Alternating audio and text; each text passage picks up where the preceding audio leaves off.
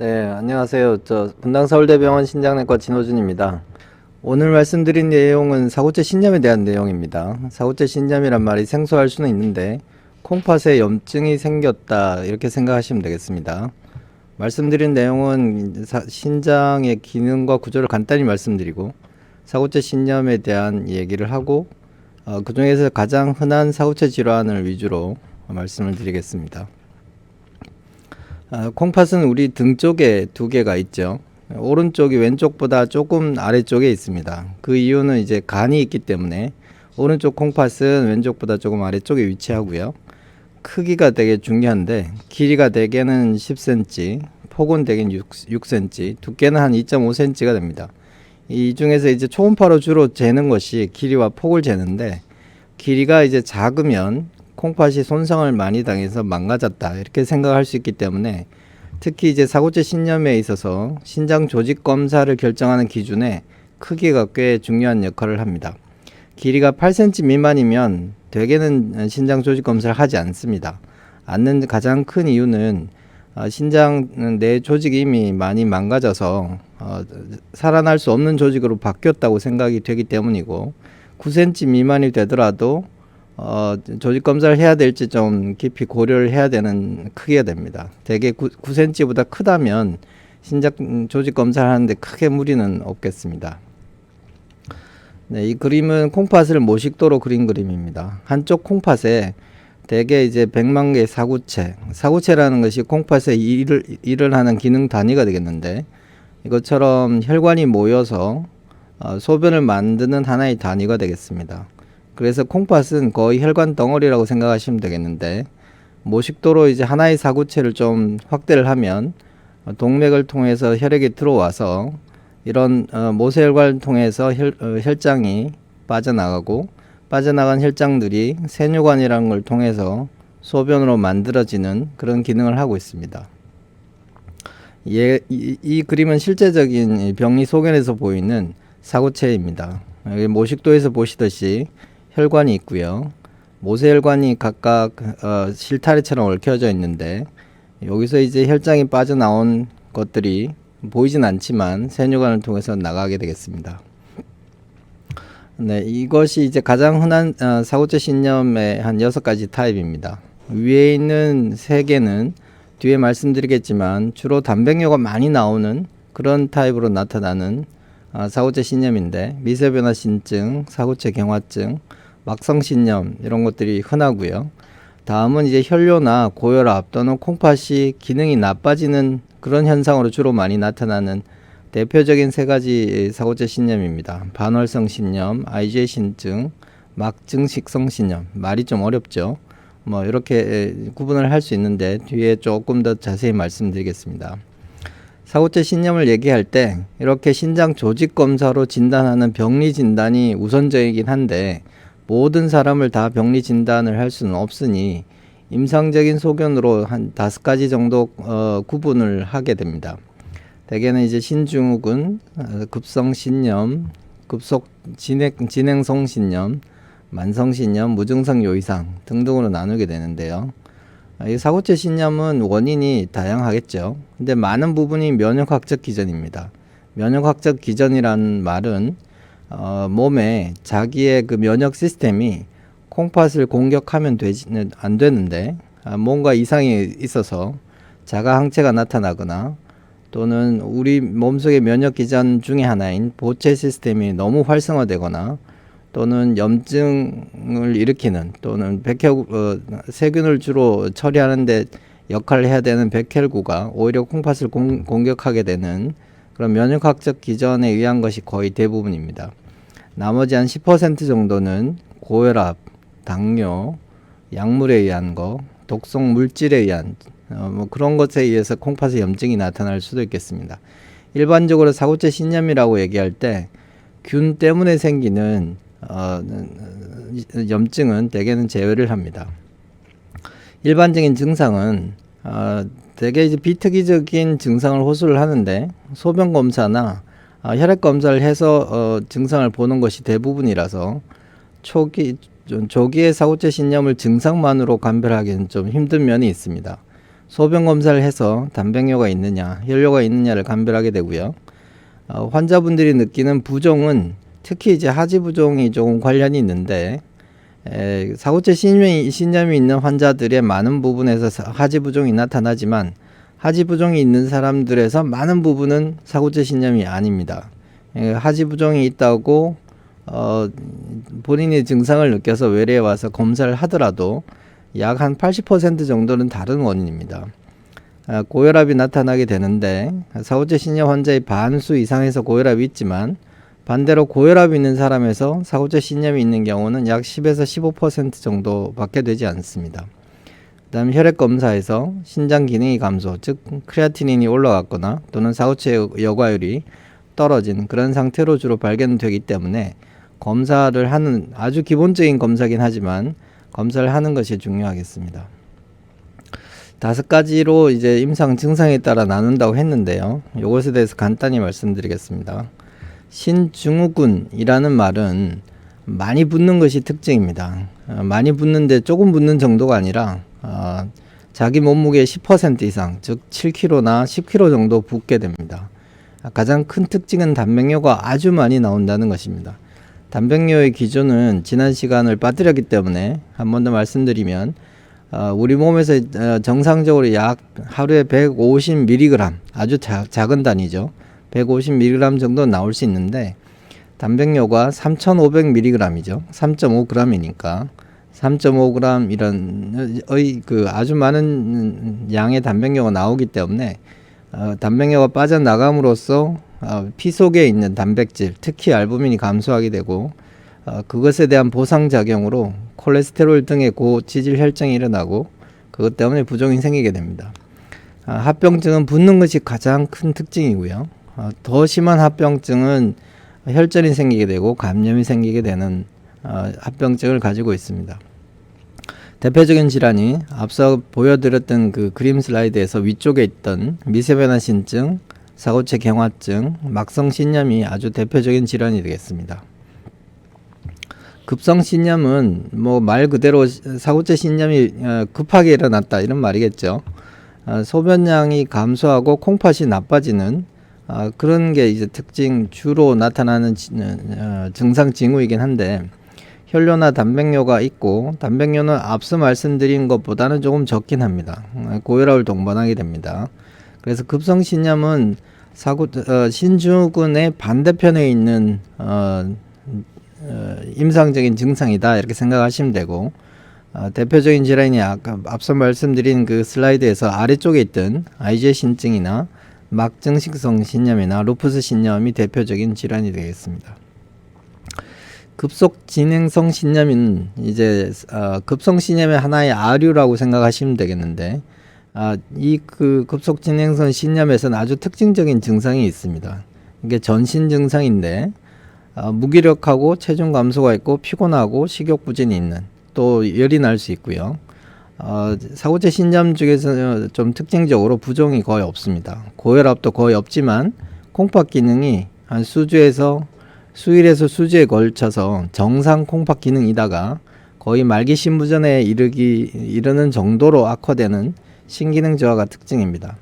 물론 이제 이 카테고리에 속하는 부분은 그렇게 흔한 병은 아니긴 한데, 대표적인 질환이 반월성 신염이나 전신 혈관염에 동반된 사고체 신염이 이런 진행 경과를 겪게 되겠습니다.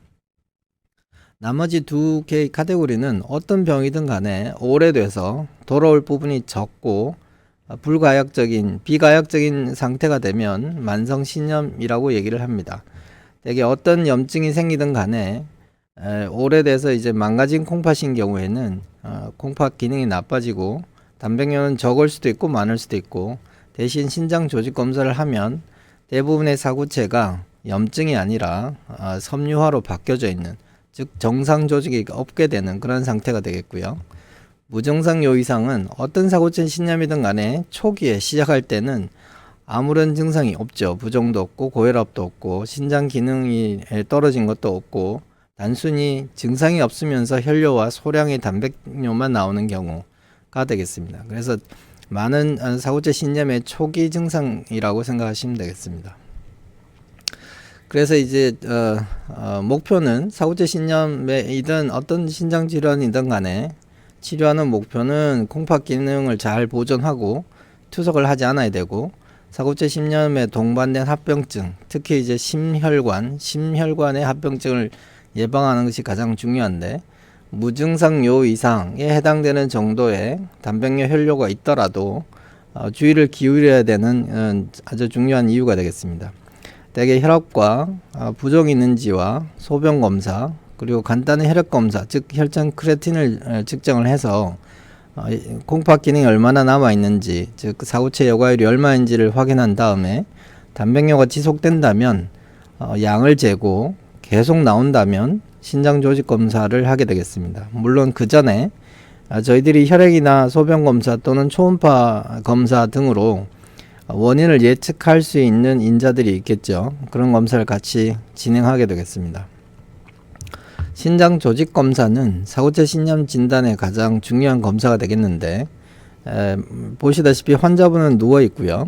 초음파를 보고 의사가 바늘을 등으로 접근을 해서 콩팥의 조직을 약 한 1mm 곱하기 한 1cm에서 2cm 정도 떼내게 되겠습니다.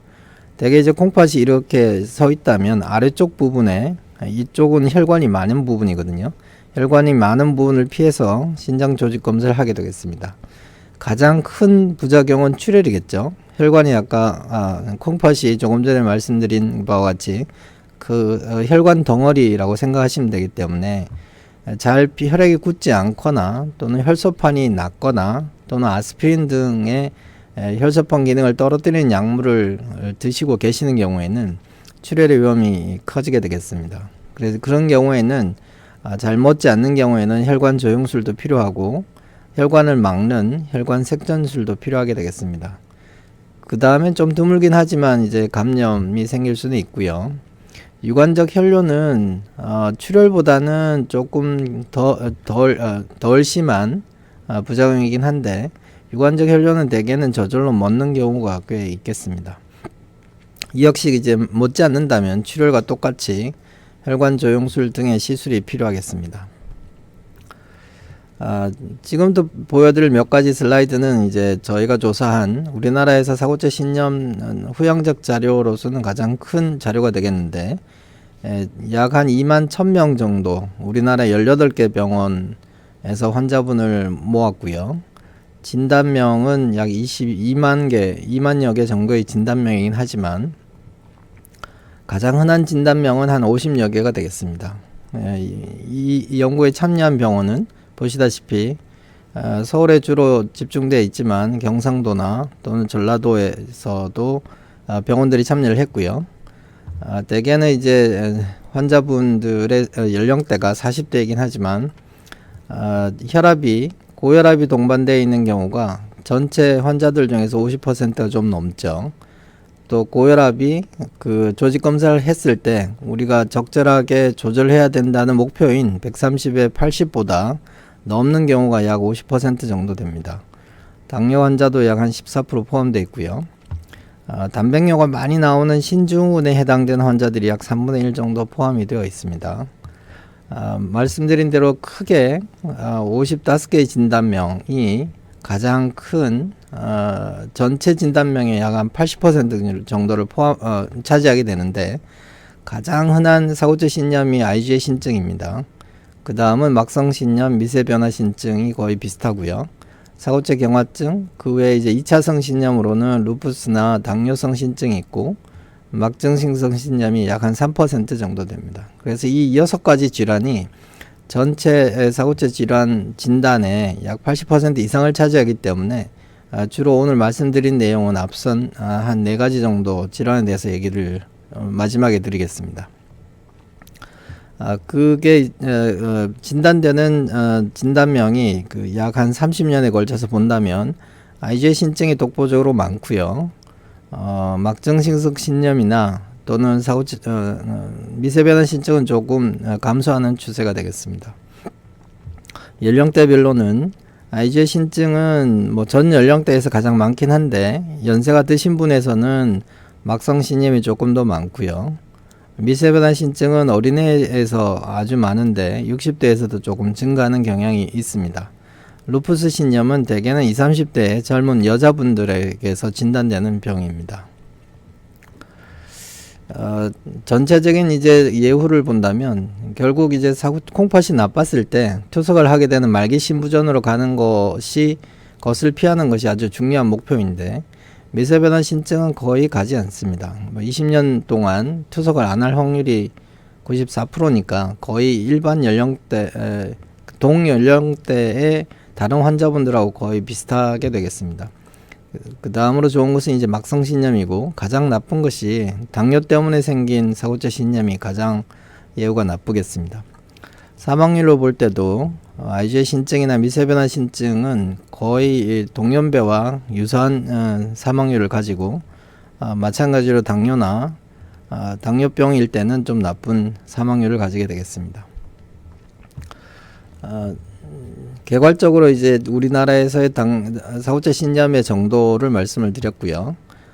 사고체 신염은 크게 일반적인 치료 원칙, 그 혈압과 단백뇨를 조절하는 일반적인 치료 원칙이 있고, 두 번째는 이제 각 질환마다 좀 특별한 치료 원칙이 있겠죠. 단백뇨를 감소시키는 치료는 크게 이제 한 4-5가지가 중요한데, 혈압을 조절하는 것이 중요합니다. 혈압은 고혈압이 있든 없든 간에 혈압을 130 미만으로 조절하는 것이 중요합니다. 요거에 대해서는 뒤에 조금 더 자세히 말씀드리겠습니다. 그 중에서도 혈압을 조절할 때 특정한 혈압약, 특히 레닌, 안지오텐신, 알도스테론 억제제라는 특이한 몇 가지 약제를 쓰는 것을 추천을 하고요.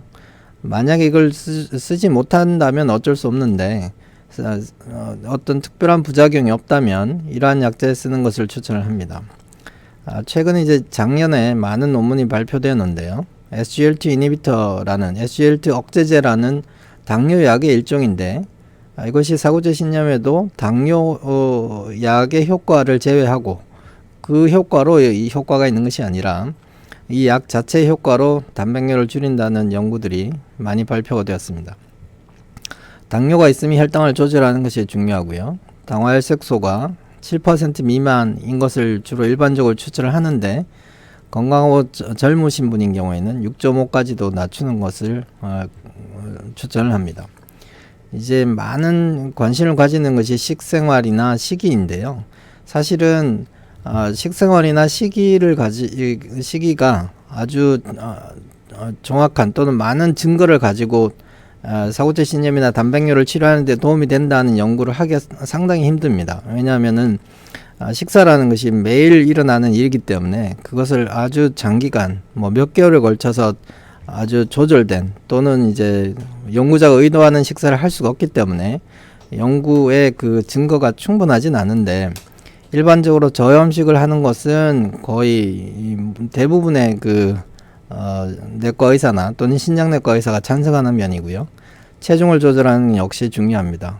저단백 식이는 이 두 가지보단 조금 증거가 떨어지긴 하지만 적어도 다른 사람보다 더 많은 단백질을 섭취하는 것은 좋지 않다는 것은 일반적이고 저단백 식이의 그 기준이 조금 불확실한 면이 있긴 합니다.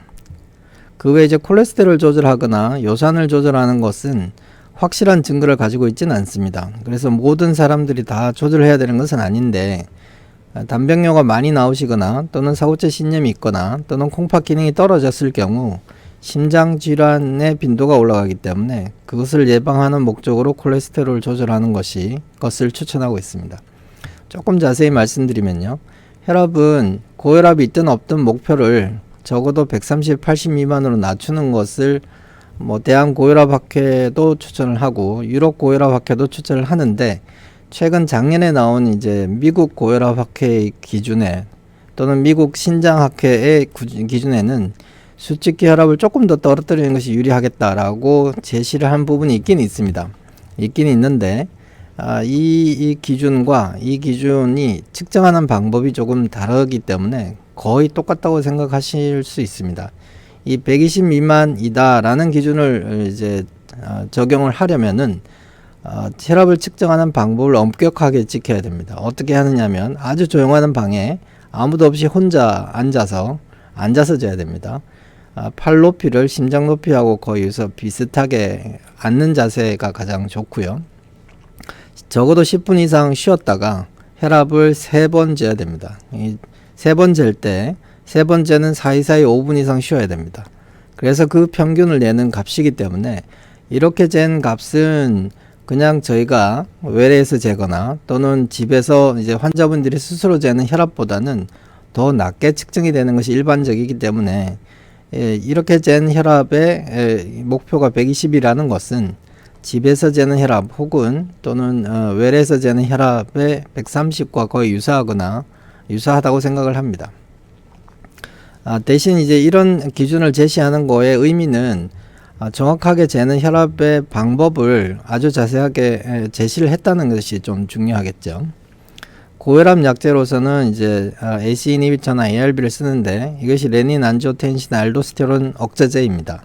주로 이제 세 가지 약제가 있는데요. 하나는 코자 등등에 포함되는 ARB라는 약제이고요.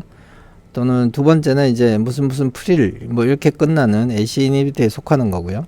이뇨제의 한 종류인 알닥톤이라는 약도 이 카테고리에 속하게 되겠습니다. 그래서 흔히 쓰는 약제가 고혈압 약제의 성격을 띠기 때문에 이런 약제를 못 드시는 분이 당연히 있겠죠. 약을 복용하고 단백뇨는 줄고 하지만 혈압이 너무 떨어져서 어지럽다 또는 혈압이 100 밑으로 수축기 혈압이 100mmHg 밑으로 떨어진다, 이런 경우에는 쓰고 싶어도 이 약제를 쓸 수가 없게 되겠죠.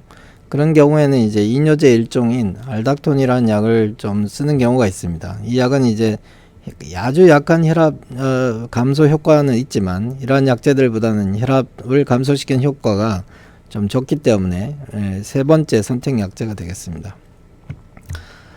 다음은 이제 당뇨약 중에 SGLT 이니비터인데요. 대개 이제 2020년, 2021년에 대규모 연구가 논문에 많이 발표가 되었습니다. 당뇨 약제 중에서 소변으로 당 배설을 촉진하는 이 약제가 당뇨약 효과와는 별개로 만성 콩팥병 또는 IgA 신증 또는 사고체 경화증에서 사고체 요과율 감소 억제 효과가 있다. 감소하는 걸 예방하는 효과가 있다는 거죠.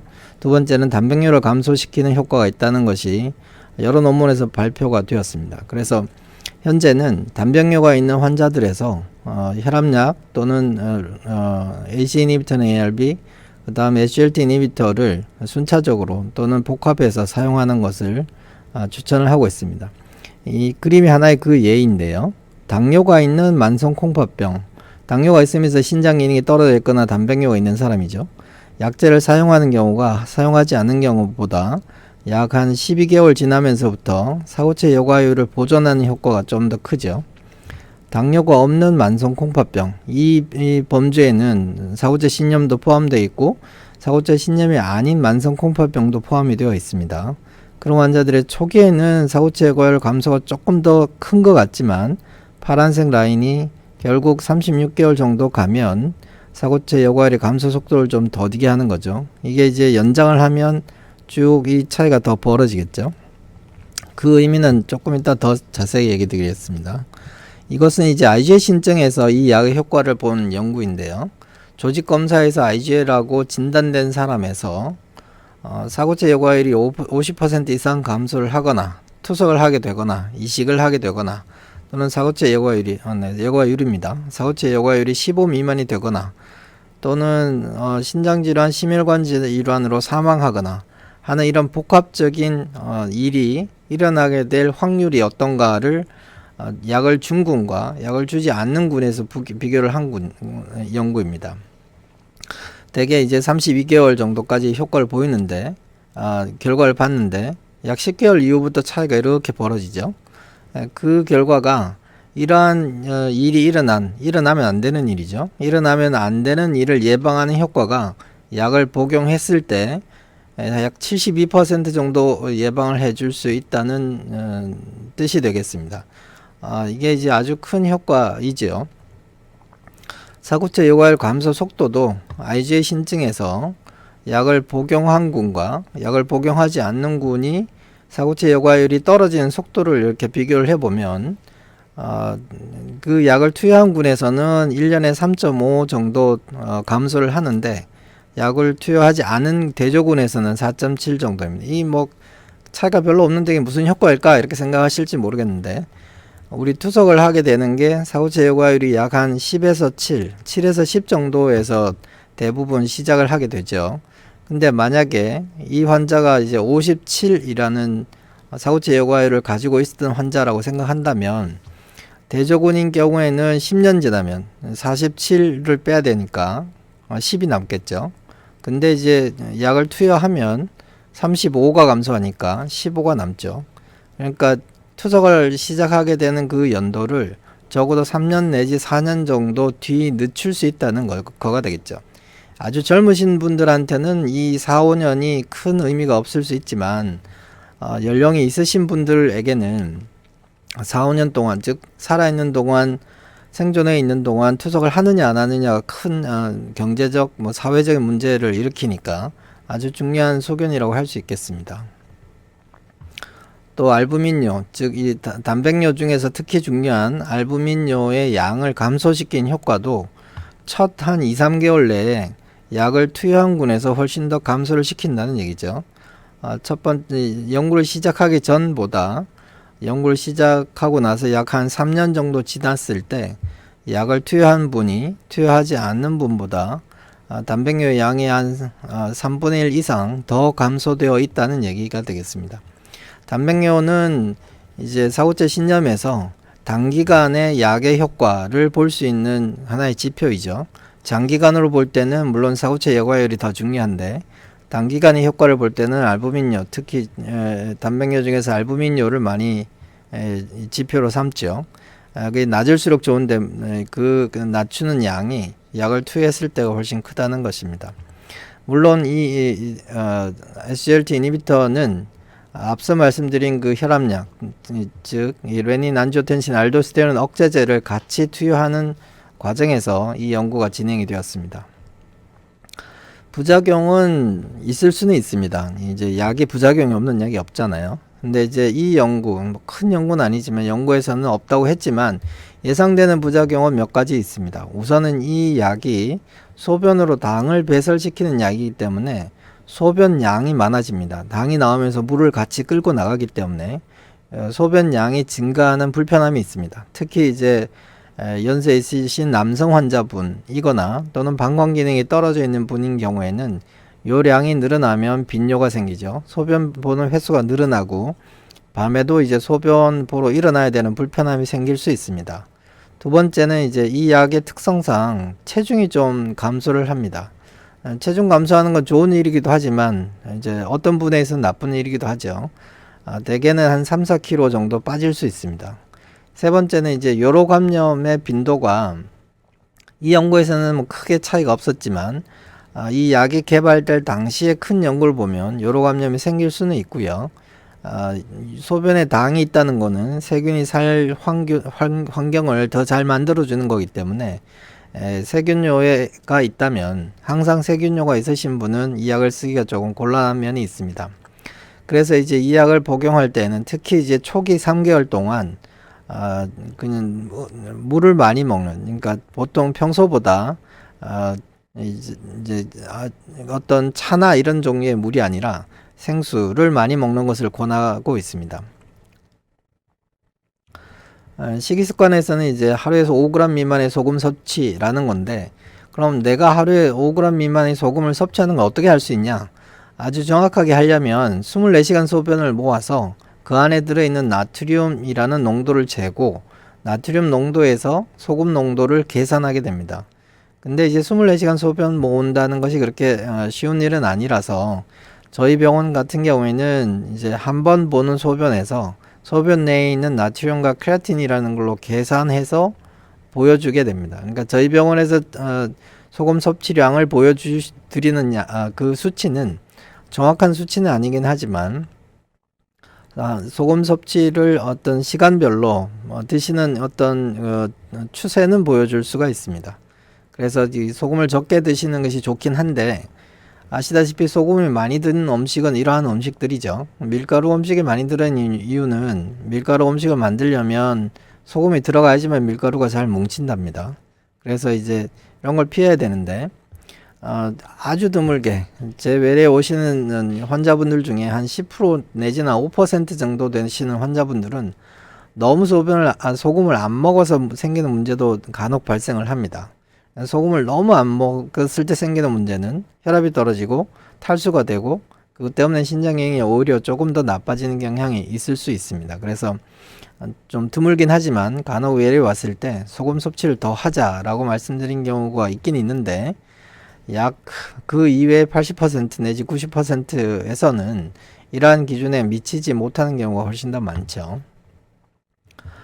저단백식이는 우리나라에서 이제 성인에서 하루에 먹는 단백질을 전향적 연구에서 한번 측정해 본 적이 있습니다. 물론 그것도 이제 계산된 수치긴 한데 여기 나와 있는 수치가 하루에 자기 몸무게당 0.8g의 단백질, 사실 이거는 뭐 고깁 0.8g 이라는 말이 아니기 때문에 직관적으로 알기는 좀 힘듭니다. 그렇지만 이제 저희 나라의 평균 섭취량이 약 0.9g 정도 섭취를 하기 때문에 한 50% 정도 되는 일반 저희 나라 국민들은 과다하게 단백질을 섭취하지 않는 경향이 더 많은 거죠. 그래서 이제 본인이 생각하기에 다른 분보다 많이 먹는다면 줄이는 게 적당하고요. 줄일 때 이제 대개 한 20% 정도만 줄여도 이 목표에 도달하는 경우가 많이 있습니다. 그리고 종류로는 붉은 고기보다는 흰 고기, 지금 그러면 생선이 되겠죠. 생선이나 또는 콩 단백에서 나오는 식물성 단백질이 좋다는 보고가 있긴 한데 이러한 증거는 앞선 그 소금이나 또는 약재의 그 연구보다는 신빙도가 조금 떨어진다고 생각하시면 되겠습니다. 체중 조절은 비만도를 25 미만으로 지키는 것이 중요한데 비만도는 자기 체중을 밑으로 환산한 키로 나누는 것입니다. 키의 제곱으로 나누는 것입니다. 그래서 예를 들면 내 키가 140cm라면 25에 해당되는 값이 49kg입니다. 즉 49kg를 넘으면 안 되는 거죠. 160cm라면 64kg. 대개 이제 165cm 이상인 경우에는 앞에 1을 떼고 나머지 있는 그 두 자리 숫자를 자기 체중의 목표로 삼으시면 대개는 맞습니다. 체중이 많이 나가면 크레아틴인 숫자는 대부분 올라가는 경향이 있습니다. 물론 이제 떨어지기도 하는데요. 사후체 여과율은 초기에는 증가를 하다가 그런 비만도가 유지되는 기간이 길면 길수록 사후체 여과율의 감소 속도가 증가하게 됩니다. 그래서 체중 조절하는 것과 저염식을 하는 것이 저단백식을 하는 것보다는 조금 더 중요하다고 생각하고요. 물론 이제 단백질을 과다하게 섭취해서 어떤 근육을 키우시는 젊으신 분들인 경우에는 그런 단백질 보충 시기를 끊는 것이 중요하겠습니다. 금연은 모든 병에서 다 관계가 있죠. 그래서 금연은 필수인데 금주하는 것에도 뭐 큰 아주 좋은 증거가 있지는 않긴 합니다. 왜냐하면은 그 술 드시는 양을 알코올 그람수로 되게 환산해서 연구를 하게 되는데 아주 정확하게 측정해서 몇 개월 동안 술을 먹일 수는 없으니까 술에 대한 연구도 아주 좋은 증거가 있지는 않지만 계략적으로 여자분인 경우에는 이제 한 번 드실 때 남자분들인 경우에는 2잔 정도를 추천을 하고 있습니다. 이렇게 계산하면 여자분들인 경우에는 일주일에 소주 잔으로 1병 정도가 되겠습니다. 콜레스테롤 치료하는 거는 앞서 말씀드린 대로 콩팥병 자체를 치료한다는 의미보다는 콩팥 때문에 생기는 심장병을 예방한다는 의미가 더 크겠습니다. LDL 콜레스테롤을 죄송합니다. LDL 콜레스테롤을 심장병이 없는 사람이라면 100 미만 또는 심장병이 있고 이왕의 그 심혈관 질환에 어떤 시술을 했다면 70 미만으로 유지하는 것을 추천을 하는데 심장내과 스님들 얘기를 들어보면 이런 기준이 별로 중요하지 않다고 얘기하는 사람도 있습니다. 심혈관 질환이 있다면 거의 대부분 환자에서 스타틴이라는 계통의 약물을 꼭 복용을 해야 된다라고 주장하시는 분도 있습니다. 계략적인 원칙은 크게는 이제 세 가지가 중요하겠죠. 혈압을 조절하고 혈압약 중에서 특정 혈압약을 쓰고 당뇨약 중에서 일부가 도움되는 역할을 하고 있고 저염식과 체중을 잘 유지하는 것이 중요하다. 한 세 가지 또는 네 가지의 원칙이 중요하겠습니다. 원인 질환을 치료하는 경우에는 많은 경우에 면역 억제 치료를 하게 되는데요. 저희가 쓸 수 있는 신장 질환에서 쓸 수 있는 면역 억제 치료는 한 네 가지 또는 다섯 가지 종류의 약이 있습니다. 하나는 이제 스테로이드고, 두 번째는 면역 억제제 자체이고요. 또는 기존에 있는 면역 억제제하고 조금 달리 항체가 나와 있는 게 최근 한 10년 동안 콩팥 질환에서 많이 연구가 되었습니다. 또 하나는 이제 입원해서 주로 시행할 수 있는 혈장 교환술이 있습니다. 혈장 교환술은 투석과 비슷하게 진행을 하긴 하지만 몸에 있는 노폐물을 제거하는 것이 아니라 몸에 있는 자가 항체를 제거하는 어떤 시술이 되겠습니다. 네 가지 정도를 얘기를 드리겠는데요. 면역 억제제에서 피할 수 없는 부작용은 꼭 있습니다.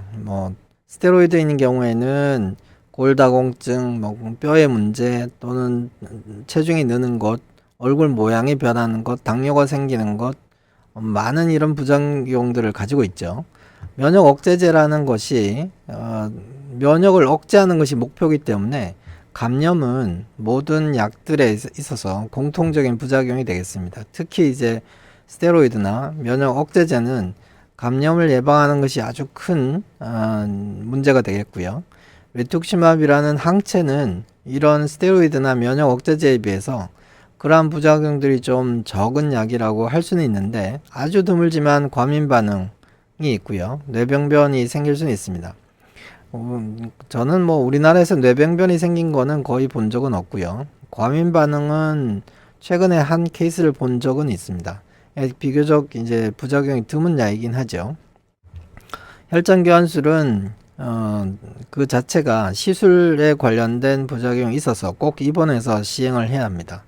이러한 것들을 예방하기 위해서 부작용 예방약을 같이 쓰게 되죠. 골다공증을 예방하는 약을 쓰거나 또는 예방적 항생제를 같이 쓰게 됩니다. 특히 이제 면역 억제제 중에서 특정 약은 불임과도 관련이 있기 때문에 정자나 난자를 냉동하는 경우도 젊은 환자분들을 위해서 간혹 시행을 하긴 하지만 정자나 난자를 해동을 해서 나중에 사용하게 되는 성공하게 되는 확률은 아직까지는 좀 낮은 쪽에 속하고 있습니다. 이러한 면역 억제제를 쓸 때 많은 환자분들께 자주 방문하기를 요청을 드리는데 그 이유가 부작용이 있는지를 빨리 발견하는 것이 그런 피해를 최소화할 수 있기 때문입니다. 사고체 신염의 예후를 앞서 말씀드렸는데 생존율을 이제 일반 사람들과 한번 비교를 해보면 미세변화 신증이나 막성 신염인 경우에는 거의 유사하고요. IgA 신증이 살짝 높긴 하지만 대개는 이러한 위험도가 증가하는 것은 남자보다는 여자에서 조금 더 증가한다고 말씀드릴 수 있습니다. 안 좋은 그 지표가 뭐냐? 안 좋은 지표는 사고체 여과율이 낮은 경우, 단백뇨가 많은 경우, 고혈압이 높은 경우입니다. 어떤 사고체 신염이든 간에 이 세 가지 지표가 가장 중요한 지표이겠고, 이러한 지표를 예측하는 인자가 되는 것이 병리 조직학적 소견이 되겠습니다. 사고체 신염의 또 하나의 특징은 어쩔 수 없이 투석을 하게 되더라도 투석한 시점에서 생존하는, 즉 투석하고 나서 얼마 동안 살 거냐 이 문제인데요. 그 사는 기간이 상당히 길다는 겁니다. 이제 하나의 질환을 제외하고는 거의 생존율을 20년 생존율까지도 낼 수 있는 경우이기 때문에 환자분도 괴로울 수 있고 비용도 많이 들어갈 수도 있겠죠. 그래서 대개 사후체 신염 때문에 이제 말기신부전에 빠지는 경우 연세만 그렇게 많지 않으시다면 이식을 많이 추천을 하게 되는데 이게 생존 기간이 길기 때문에 이제 말기신부전에 도달하지 않도록 노력하는 것이 다른 당뇨나 고혈압성 말기신부전보다 훨씬 더 중요한 질환이라고 얘기 드릴 수 있겠습니다. 이제 남은 시간 동안은 몇 가지 대표적인 질환에 대해서 간단히 말씀드려 보겠습니다. IgA 신증은 앞서 이제 저희 이 나라에서 가장 흔한 사후체 신염 중에 하나다 이렇게 말씀드렸잖아요. 조직 검사를 하면 40% 정도는 IgA 신증입니다. 그래서 잘 모르면 IgA 신증이라고 얘기하면 열에 8을 맞는 거죠. 증상이 없는 경우가 대부분이고요. 이제 감기가 걸렸을 때 또는 설사를 했을 때 최근에 이제 코비드 백신을 맞고 나서 유관적 혈뇨가 생기는 경우가 하나의 증상이라고 얘기할 수 있습니다. 대개는 이제 많은 부분의 환자들이 검사하면 단순히 혈뇨와 단백뇨가 조금 있는 경우가 대부분이고요. 약 한 40% 정도 되는 환자는 단백뇨가 한 1g까지 나오고요. 고혈압을 동반하는 경우가 한 40% 정도 되고요. 신장 기능이 악화되는 확률은 한 30% 정도에서 생기게 됩니다. 진단할 당시에요. 그래서 이런 무증상이거나 또는 이제 소변 검사만 이상이 있는 그러한 경우에 있는 경우가 훨씬 많기 때문에 또 이러한 기간이 아주 오래 갑니다. 최소한 10년에서 길게는 30년 동안 이런 부분에서 멈춰져 있는 경우가 많기 때문에 그런 시기를 잘 놓치게 되면 고혈압이나 신장기능 악화까지 발생하게 되겠죠. 그래서 신장기관이 나빠지는데 상당히 오래 걸립니다. 그러니까 요새는 이제 소변 검사를 하는 그 확률이 훨씬 많기 때문에 예전에 말씀드린 이론보다 훨씬 더 늘어날 가능성이 있는데 대개는 10년에 10%, 20년에 20% 정도가 말기 신부전으로 진행을 한다고 생각을 하고 있습니다. 투석할 확률이 높은 경우는 단백뇨가 많을수록 특히 이제 IgA 신증인 경우에는 진단 당시 단백뇨가 1000mg, 즉 1g이죠. 1g 정도보다 많을 때, 처음부터 고혈압이 있을 때, 처음부터 신장 기능이 떨어져 있을 때, 또 단백뇨가 치료에 감소하지 않을 때, 또는 조직 검사에서 좀 안 좋은 소견들이 있을 때 투석할 확률이 높다고 알려져 있고, 이러한 투석한 확률을 계산해 주는 프로그램도 몇 개 나와 있긴 합니다. 왜 생기느냐 하는 문제는 뭐 어려운 문제지요. 근데 이제 복잡한 그림이지만 IgA 신증은 다른 사고체 신염과는 조금 다른 특징이 있기 때문에 간략히 말씀드리면 점막 상태가 중요합니다. 우리가 점막이 있는 부분이 호흡기와 장관계가 되겠죠. 그래서 설사를 하거나 또는 목감기 또는 폐렴 등이 걸렸을 때 IgA 신증이 같이 나빠지는 경우가 흔합니다. 왜 그러냐면 이 점막 밑에 있는 면역계가 있는데 그 면역계에서 IgA라는 항체를 만드는데 IgA 신증 환자들은 얘가 좀 잘 못 만들어집니다. 그래서 몸에 없는 IgA처럼 만들어지기 때문에 몸의 면역체계에서 잘못 만들어진 IgA에 대해서 자가항체가 만들어지고 이 자가항체를 만드는 B임파구가 이상하게도 점막 밑에 있어야 되는데 골수로 이동을 하게 됩니다. 그래서 거기서 자꾸 만드는 거죠. 자꾸 만드니까 항체도 자꾸 만들어지고 만들어진 이런 항체와 IgA가 같이 만나서 면역복합제라는 걸 형성하고 얘가 이제 콩팥에 침착을 하게 돼서 지금 콩팥에는 IgA에 대한 수용체가 있거든요. 그래서 주로 많이 침착되는 곳이 콩팥입니다. 일부는 혈관에도 침착이 되지만 많은 부분이 콩팥에 침착이 돼서 손상을 콩팥에서 주로 일으키게 됩니다. IgA 신증을 간단히 요약드리면 IgA 신증이 가장 흔한데 천천히 진행한다. 이게 천천히 진행하는 게 지금같이 이제 생존율이 생존 기간이 많이 늘어나 있는 평균 저희가 이제 사망까지 평균 연령이 여자인 경우는 한 82세가 넘잖아요. 그런 시기에 특히 중요해진 사고체 신염이라고 할 수 있습니다. 예전처럼 50대 이전에 뭐 많은 국민들이 사망하는 그런 시대에는 IgA 신증이 있더라도 말기 신부전 혹은 합병증이 일어나기 전에 사망하는 경우가 더 많았습니다. 근데 이제 최근과 같이 이제 연령이 늘어남에 따라서 IgA 신증의 빈도나 또는 조직 검사를 하게 되는 빈도가 더 늘어나게 된 거죠. 성인 사고체 신염 중에서 가장 흔한 질병이고 특히 이제 점막의 염증, 즉 감기나 설사가 있을 때 악화되는 경우가 있을 수 있고요. 투석을 하게 된, 즉 나빠지는 중요한 위험 인자는 진단 당시의 사고체 여과율, 단백뇨의 정도, 고혈압의 유무, 신장 조직 검사의 소견 또는 치료에 반응하지 않는 정도, 뭐 그런 거가 되겠습니다. 면역 억제 치료의 대표적인 약이 스테로이드인데, 이 스테로이드에 대해서는 이 IgE 신증에서는 약간의 논란이 있습니다. 이제 큰 연구 중에 하나인데요. 면역 억제 치료를 한 경우, 즉 이제 단백뇨가 1g 이상으로 계속 나와서 스테로이드를 쓰게 되면, 6개월 정도 스테로이드를 쓰게 되면 3년 정도 지나서 단백뇨가 완치되는 율이 30% 정도라고 했는데, 어떤 연구자들에서는 면역 치료를 한 경우나 안 한 경우나 똑같더라, 비슷하더라, 결국에는 뭐 그렇게 얘기하는 연구도 있고요. 어떤 연구에서는 아니다, 스테로이드를 쓴 군이 훨씬 좋다 라는 연구가 있어서 조금 논란이 있습니다. 두 번째는 이제 IgE 신증에서 썼던 면역 억제제의 고전적인 약이 사이클로포스파마이드라는 약인데요. 약한 항암제죠. 항암제인데 우리가 쓰는 양은 약하게 쓰기 때문에 먹는 약으로 쓰게 됩니다. 이 사이톡산을 쓰게 되는 적응증은 신기능 감소 속도가 아주 빠른 환자에서 썼더니만 안 쓰는 환자들보다 훨씬 이렇게 생존율이 좋더라 하는 연구가 아주 오래된 연구죠. 뭐 지금부터 벌써 20년 전에 발표된 논문인데 나와 있습니다. 하지만 아주 극히 소수의 환자들이 여기에 속하게 되고요. 전체 IgE 신증 조직 검사한 환자들 중에서 약 많아야 한 15% 정도가 이 그룹에 속하게 되겠습니다.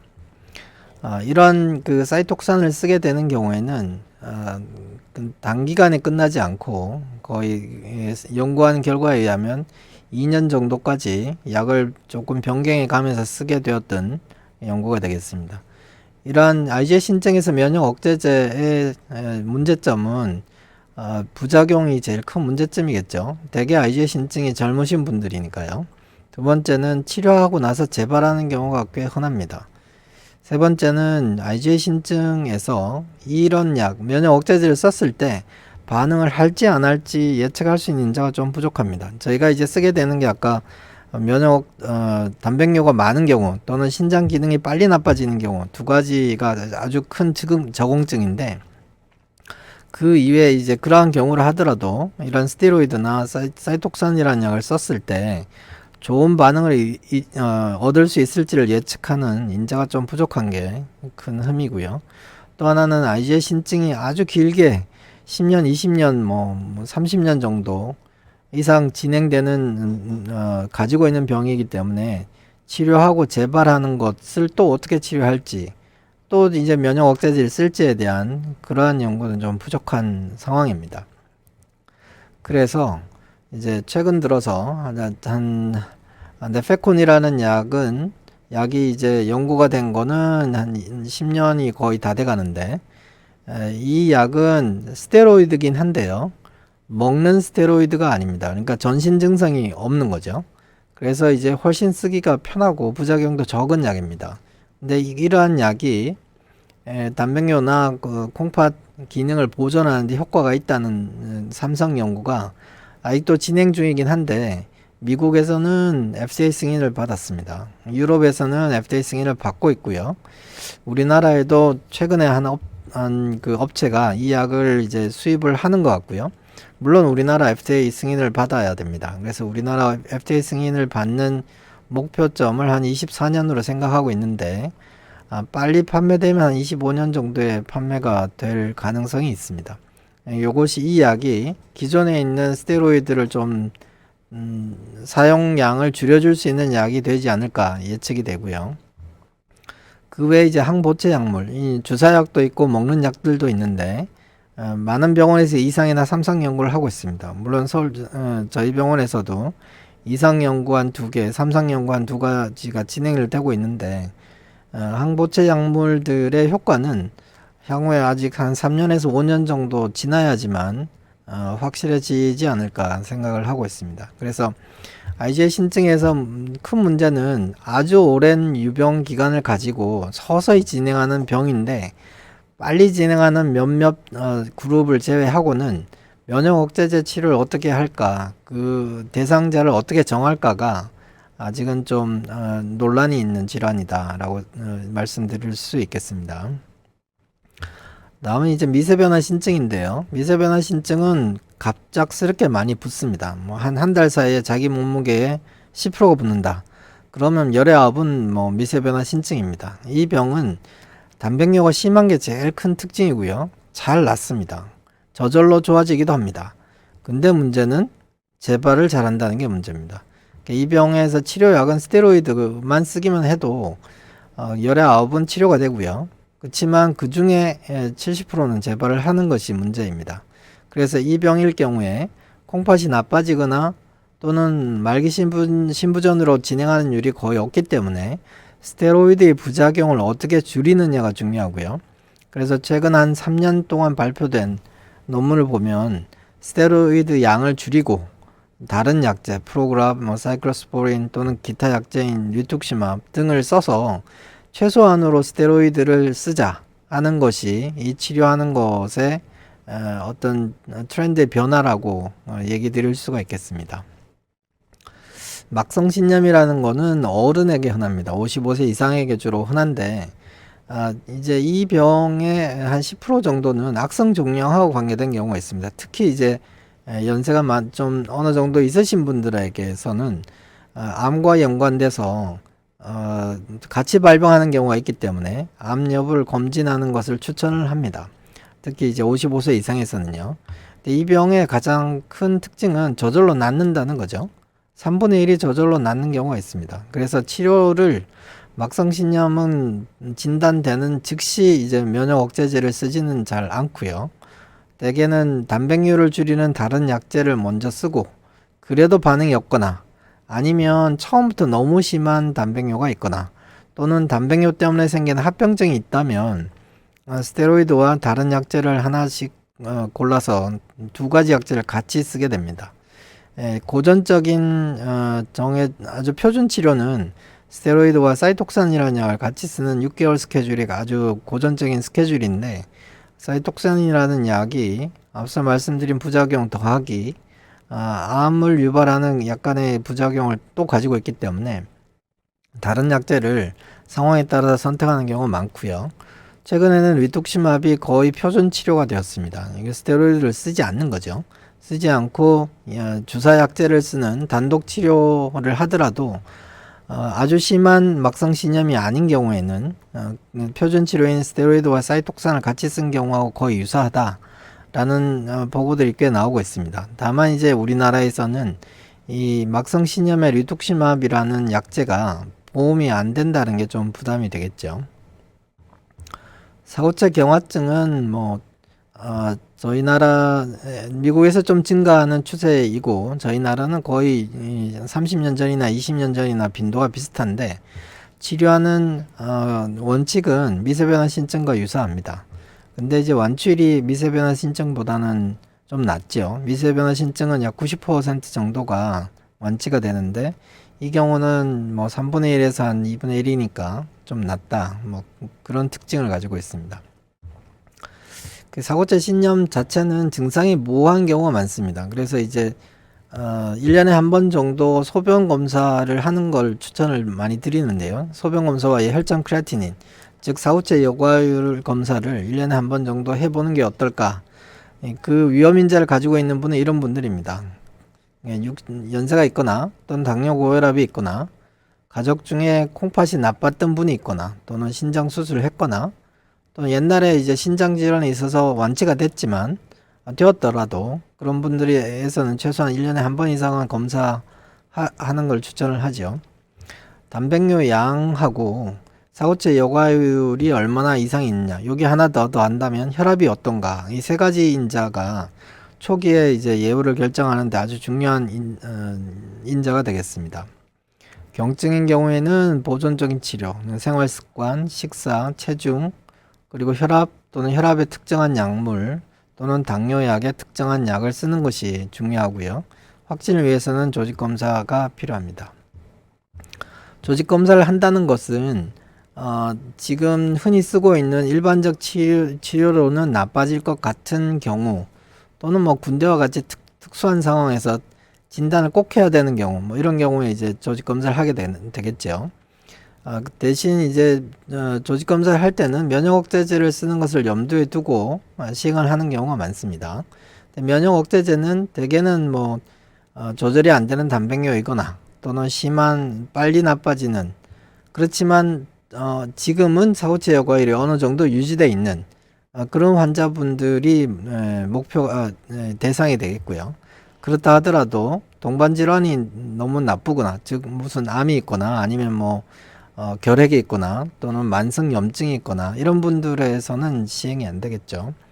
나이는 이제 환자분이 생각하는 그런 게 더 중요한데, 꼭 80세 이상이라고 조직 검사를 안 하지는 않습니다. 저에게 다니신 분 중에서 가장 연세가 많으셨던 분이 100세가 넘은 분이 한 분 계셨는데요. 그분은 다행히 쉽게 치료가 되는 미세변화 신증이 의심이 됐기 때문에 조직 검사를 하고 치료한 경우도 있었습니다. 그러니까 본인의 생각이 제일 중요하겠죠. 면역 억제제 치료할 때는 합병증 예방약이 추가가 되고 좀 자주 와야 되겠습니다. 면역 억제 치료 기간은 짧게는 6개월, 길게는 뭐 4년 이상 하는 경우도 있고, 그렇지만 다른 장기에 비해서는 완치율이 높습니다. 완치율이 높다는 게 정리를 해보면 미세변화 신증이 재발을 잘하지만 열의 9은 낫고, 사후체 경화증도 좀 본인에 따라 틀리겠지만 30에서 50%는 낫고, 막성신염도 약 60%는 낫고, IgA 신증도 30% 정도는 완치를 생각할 수 있기 때문에 타 질환에 비해서 완치율이 높다는 것이 하나의 장점이자 단점이 될 수 있겠습니다. 말기 신부전으로 진행하더라도 다른 질환에 비해서 투석하면서 사는 기간이 길다는 것도 특징이 되겠습니다. 이제 사후체 신염이라는 게 많은 질환을 포함하고 있기 때문에 뭐 다 얘기 드리지는 못했고요. 일반적인 원칙과 우리나라에서 흔한 질환 위주로 말씀을 드렸습니다. 네, 강의는 여기까지입니다.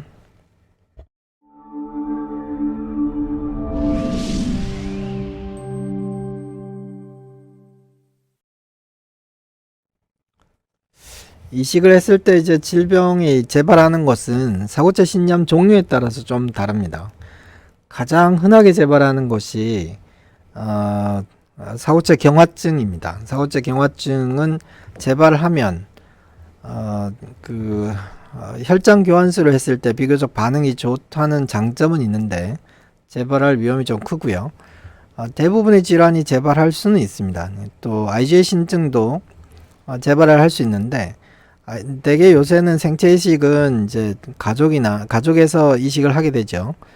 그런 경우에 IgA 신증은 첫 번째 이식을 했는데 재발을 했다. 두 번째 이식을 할 때는 가족끼리 해야 될까 말아야 될까 좀 고민을 해야 되는 질환이기도 합니다. 물론 IgA 신증이 유전된다는 뜻이 아니라요, 한 가족 내에서 특이하게 좀 많이 발생을 하는 가족 집단이 있습니다. 모든 집단이 다 그런 건 아니고요. 그래서 이 가족 집단이 IgA 신증의 그런 위험인자를 가지고 있는지 없는지를 좀 판단하고 해야 되는 경우도 있고요. 그 외에 이제 많은 질환이 재발은 할 수는 있습니다. 주로 흔히 재발하는 것, 아까 말씀드린 대로 사고체 경화증이나 IgA 신증이 되겠습니다.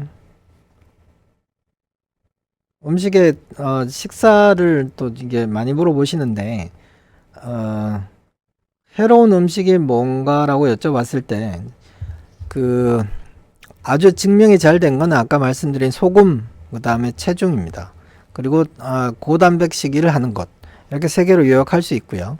그 외에 이제 칼륨에 대한 것은 콩팥에 나쁜 게 아니라 콩팥이 신장 기능이 나빠서 칼륨 배설을 잘 못하기 때문에 칼륨이 올라가는 경우가 다른 일반 사람들보다 더 빈도가 높아서 생기는 합병증 때문입니다. 그러니까 칼륨이 높아지면 제일 중요한 합병증이 부정맥이거든요.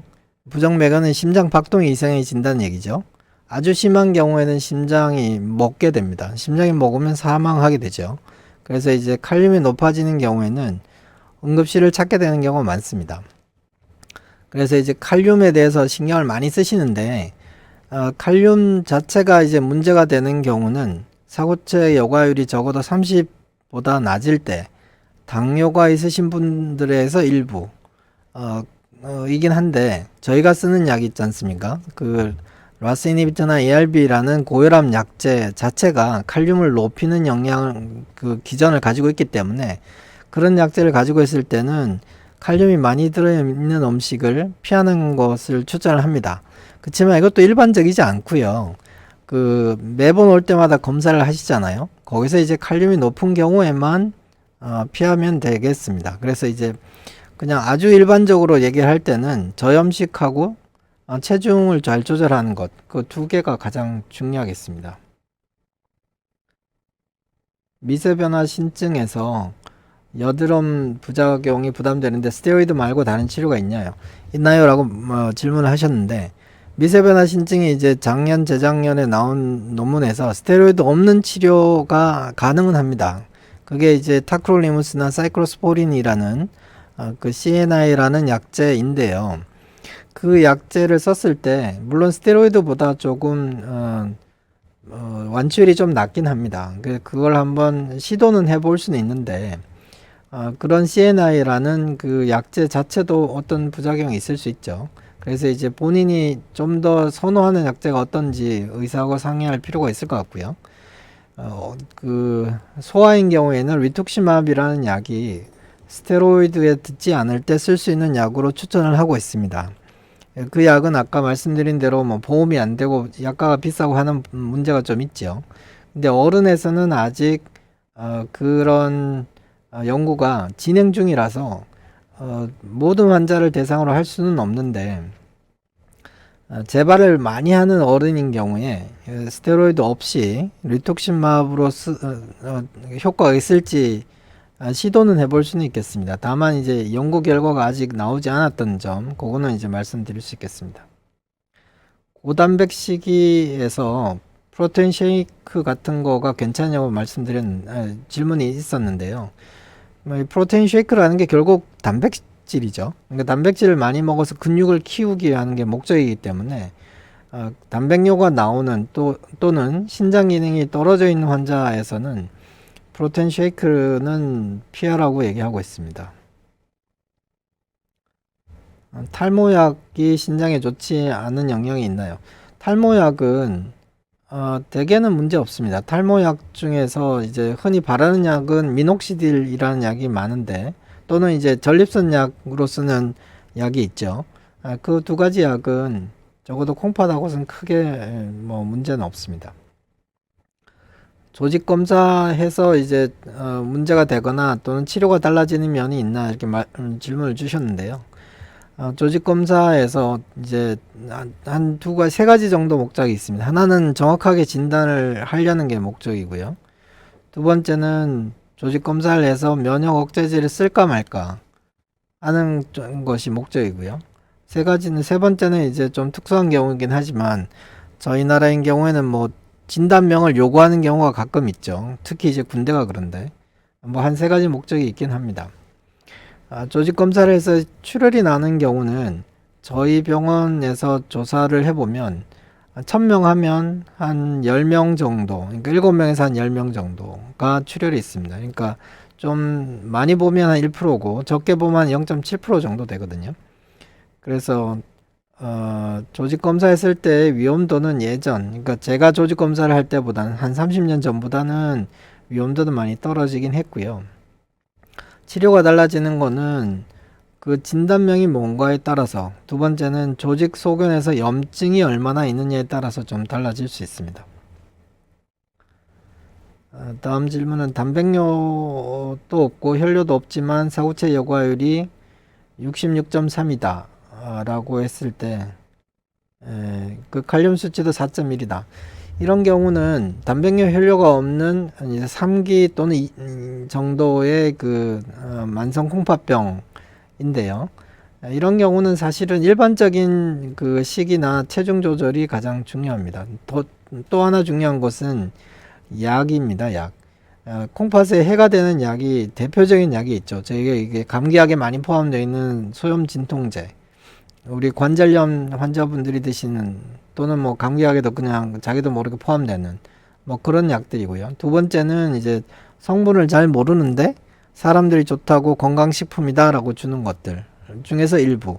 물론 이제 저가 이제 모든 건강식품이나 뭐 한약재나 이런 것들이 다 나쁘다고 얘기 드릴 수는 당연히 없는데요. 만약에 그런 것들도 이제 인식을 해야 되는 거가, 몸에 좋게 영향을 미치는 거는 뭐든지 약이라고 생각하시는 게 가장 안전합니다. 그러니까 약을 먹는다는 거는 약에 부작용이 있다고 예상을 해야 되고요. 뭐 예상을 한다면 그거에 대한 합병증이 있는지를 검사를 해야 되겠죠. 그러니까 이제 합병증이라는 게 결국에는 간 수치 이상이나 콩팥 수치 이상이나 이런 걸로 나타나는 경우가 많기 때문에 어떤 좀 남들이 추천해주는 성분을 잘 모르지만 남들이 추천해주는 약재나 음식이나 뭐 이런 걸 드셨을 때는 이거에 대한 부작용이 있는지 없는지를 체크를 해보는 게 중요할 거라고 생각합니다.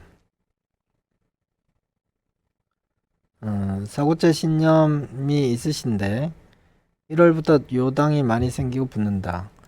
사고체 신념인데 이제 당뇨가 생겼다는 거는, 만약에 당뇨가 없는데 요당이 생겼다면 아까 SGLT 이니비터라는 약제를 쓰는 경우가 있을 수 있고요.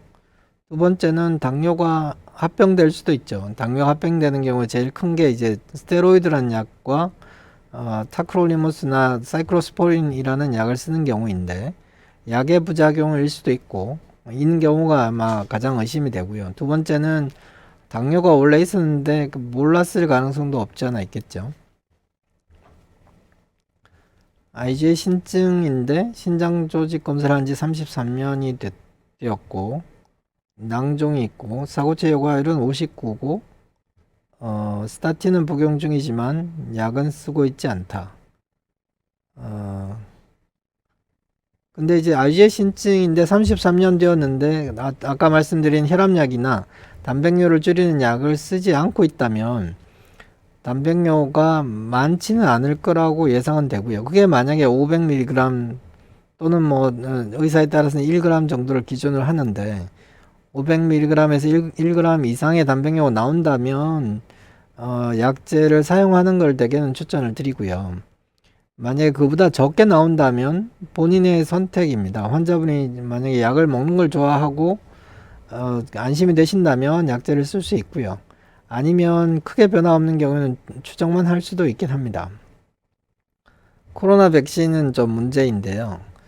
특히 IgA 신증인 경우에 코로나 백신을 맞았을 때 악화되는 경우를 경험을 합니다. 근데 이제 그거가 아주 많은 빈도로 보고되지는 않은데요. 그거에 이제 전수조사를 한 경우는 없겠죠. 사실 그 최근에는 이제 케이스를 모아서 발표한 논문들도 있긴 하지만 그게 100명에서 만약에 IgA 신증 환자 100명에서 백신을 맞았을 때 얼마가 합병증이 생기느냐 하는 그런 데이터는 사실은 아직은 없습니다. 근데 이제 생길 수는 있는데 빈도는 IgA 신증, 특히 이제 단백뇨 혈뇨가 나오는 사람들에 비해서는 적은 빈도긴 합니다. 근데 이제 한 가지 다른 면에서 생각해야 될 거는, 오미크론처럼 좀 경미한 코로나 바이러스는 크게 문제가 없는데 예전 같이 델타 정도가 유행을 했을 때 그때는 이제 사망률이 꽤 높았지 않습니까? 1점 몇 퍼센트 또는 2점 몇 퍼센트까지 사망률이 나왔을 때는 IgA 신증이 재발하는 것보다는 그게 훨씬 큰 위험 인자이기 때문에 백신을 맞는 걸 많이 추천을 했고요. 최근에 이제 코로나 바이러스, 코비드의 코로나 타입의 코로나 바이러스인 경우라도 연세가 이제 60세 이상인 경우에는 폐렴이 생기는 경우가 많지 않습니까? 그래서 이제 60세 이상에서는 IgA 신증 환자라도 백신 맞는 걸 추천을 드립니다. 그 나머지 분들은 사실은 뭐 가이드라인에서는 맞는 걸 추천을 하고는 있지만 본인의 선택이 더 큰 영향 결정하는 팩터가 되지 않을까 생각이 됩니다. 다음은 기관지염, 만성 기관지염이 있는데 소변 검사할 때마다 미세 혈뇨가 있다. 원인은 없는데 IgA 신증을 의심해 볼 수 있냐, 이렇게 얘기를 주셨는데요. 만성 기관지염, 특히 이제 그 기관지 확장증이 있으신 분은 IgA 신증하고 동반되는 경우가 많습니다. IgA 신증이 아니라도 혈뇨가 나오는 경우가 다른 일반 환자보다, 일반 국민보다 상대적으로 빈도가 많고요. 미세 혈뇨에서 많은 부분은 평생 놔둬도 크게 문제 없는 경우가 더 많고요. 약 한 10%에서 한 20%, 조금 높게 잡으면 한 20% 정도에서는 사고체 신염을 동반할 수 있고, 그런 경우에 가장 흔한 사고체 신염이 IgA 신증입니다. IgA 신증 이외에는 이제 그 유전적인 거와 조금 관련 있는 방막 증후군, 말이 좀 어렵죠. Thin membrane disease라는 것도 생각할 수는 있는데, 근데 이제 그거는 차치하고 계속 추적을 하는데 혈뇨의 원인이 다른 암이나 뭐 염증이나 또는 그 어떤 돌이나 요석이나 이런 것들이 아니고 그냥 지켜볼 수 있는 혈뇨만 있다면 굳이 복잡한 검사 없이 단백뇨나 혈뇨나 신장 기능 정도만 추적하셔도 큰 문제가 없을 거라고 생각합니다. 사고체 신염은 많은 경우에 자가 면역 질환입니다. 자가 면역 질환이 확실하게 밝혀진 게 막성 신염이 확실히 밝혀졌고요. 그리고 IgA 신증도 거의 자가 면역 질환이라고 생각하고 있고요. 그리고 최근에는 미세변화 신증도 T임파구나 또는 자가 항체가 발견된 예가 있고요. 사고체 경화증은 조금 자가 면역 질환인지 좀 설왕설래가 있지만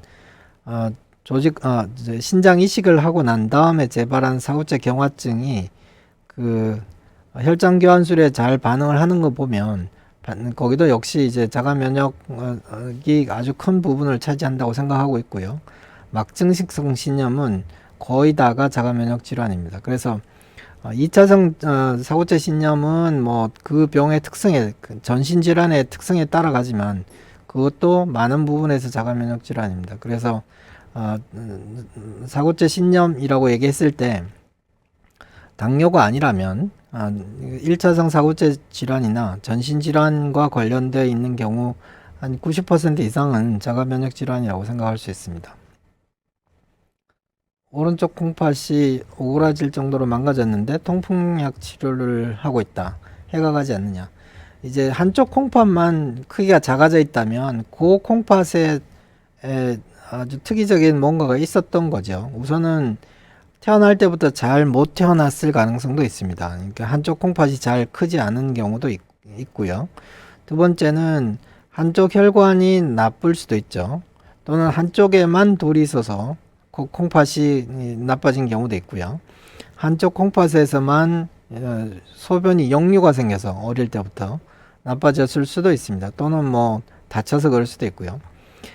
그런 경우에는 왼쪽 콩팥, 다른 쪽 콩팥이 상대적으로 크게 작용을 해서 크기가 커집니다. 그러니까 더 기능을 하게 되는 거죠.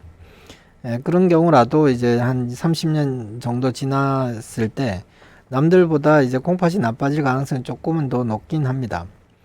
통풍약은 종류에 따라서 이제 콩팥에 손상을 미치는 것도 있고 아닌 것도 있습니다. 그래서 통풍약 종류가 어떤 거인지에 따라서 조금 영향이 있을 수는 있습니다.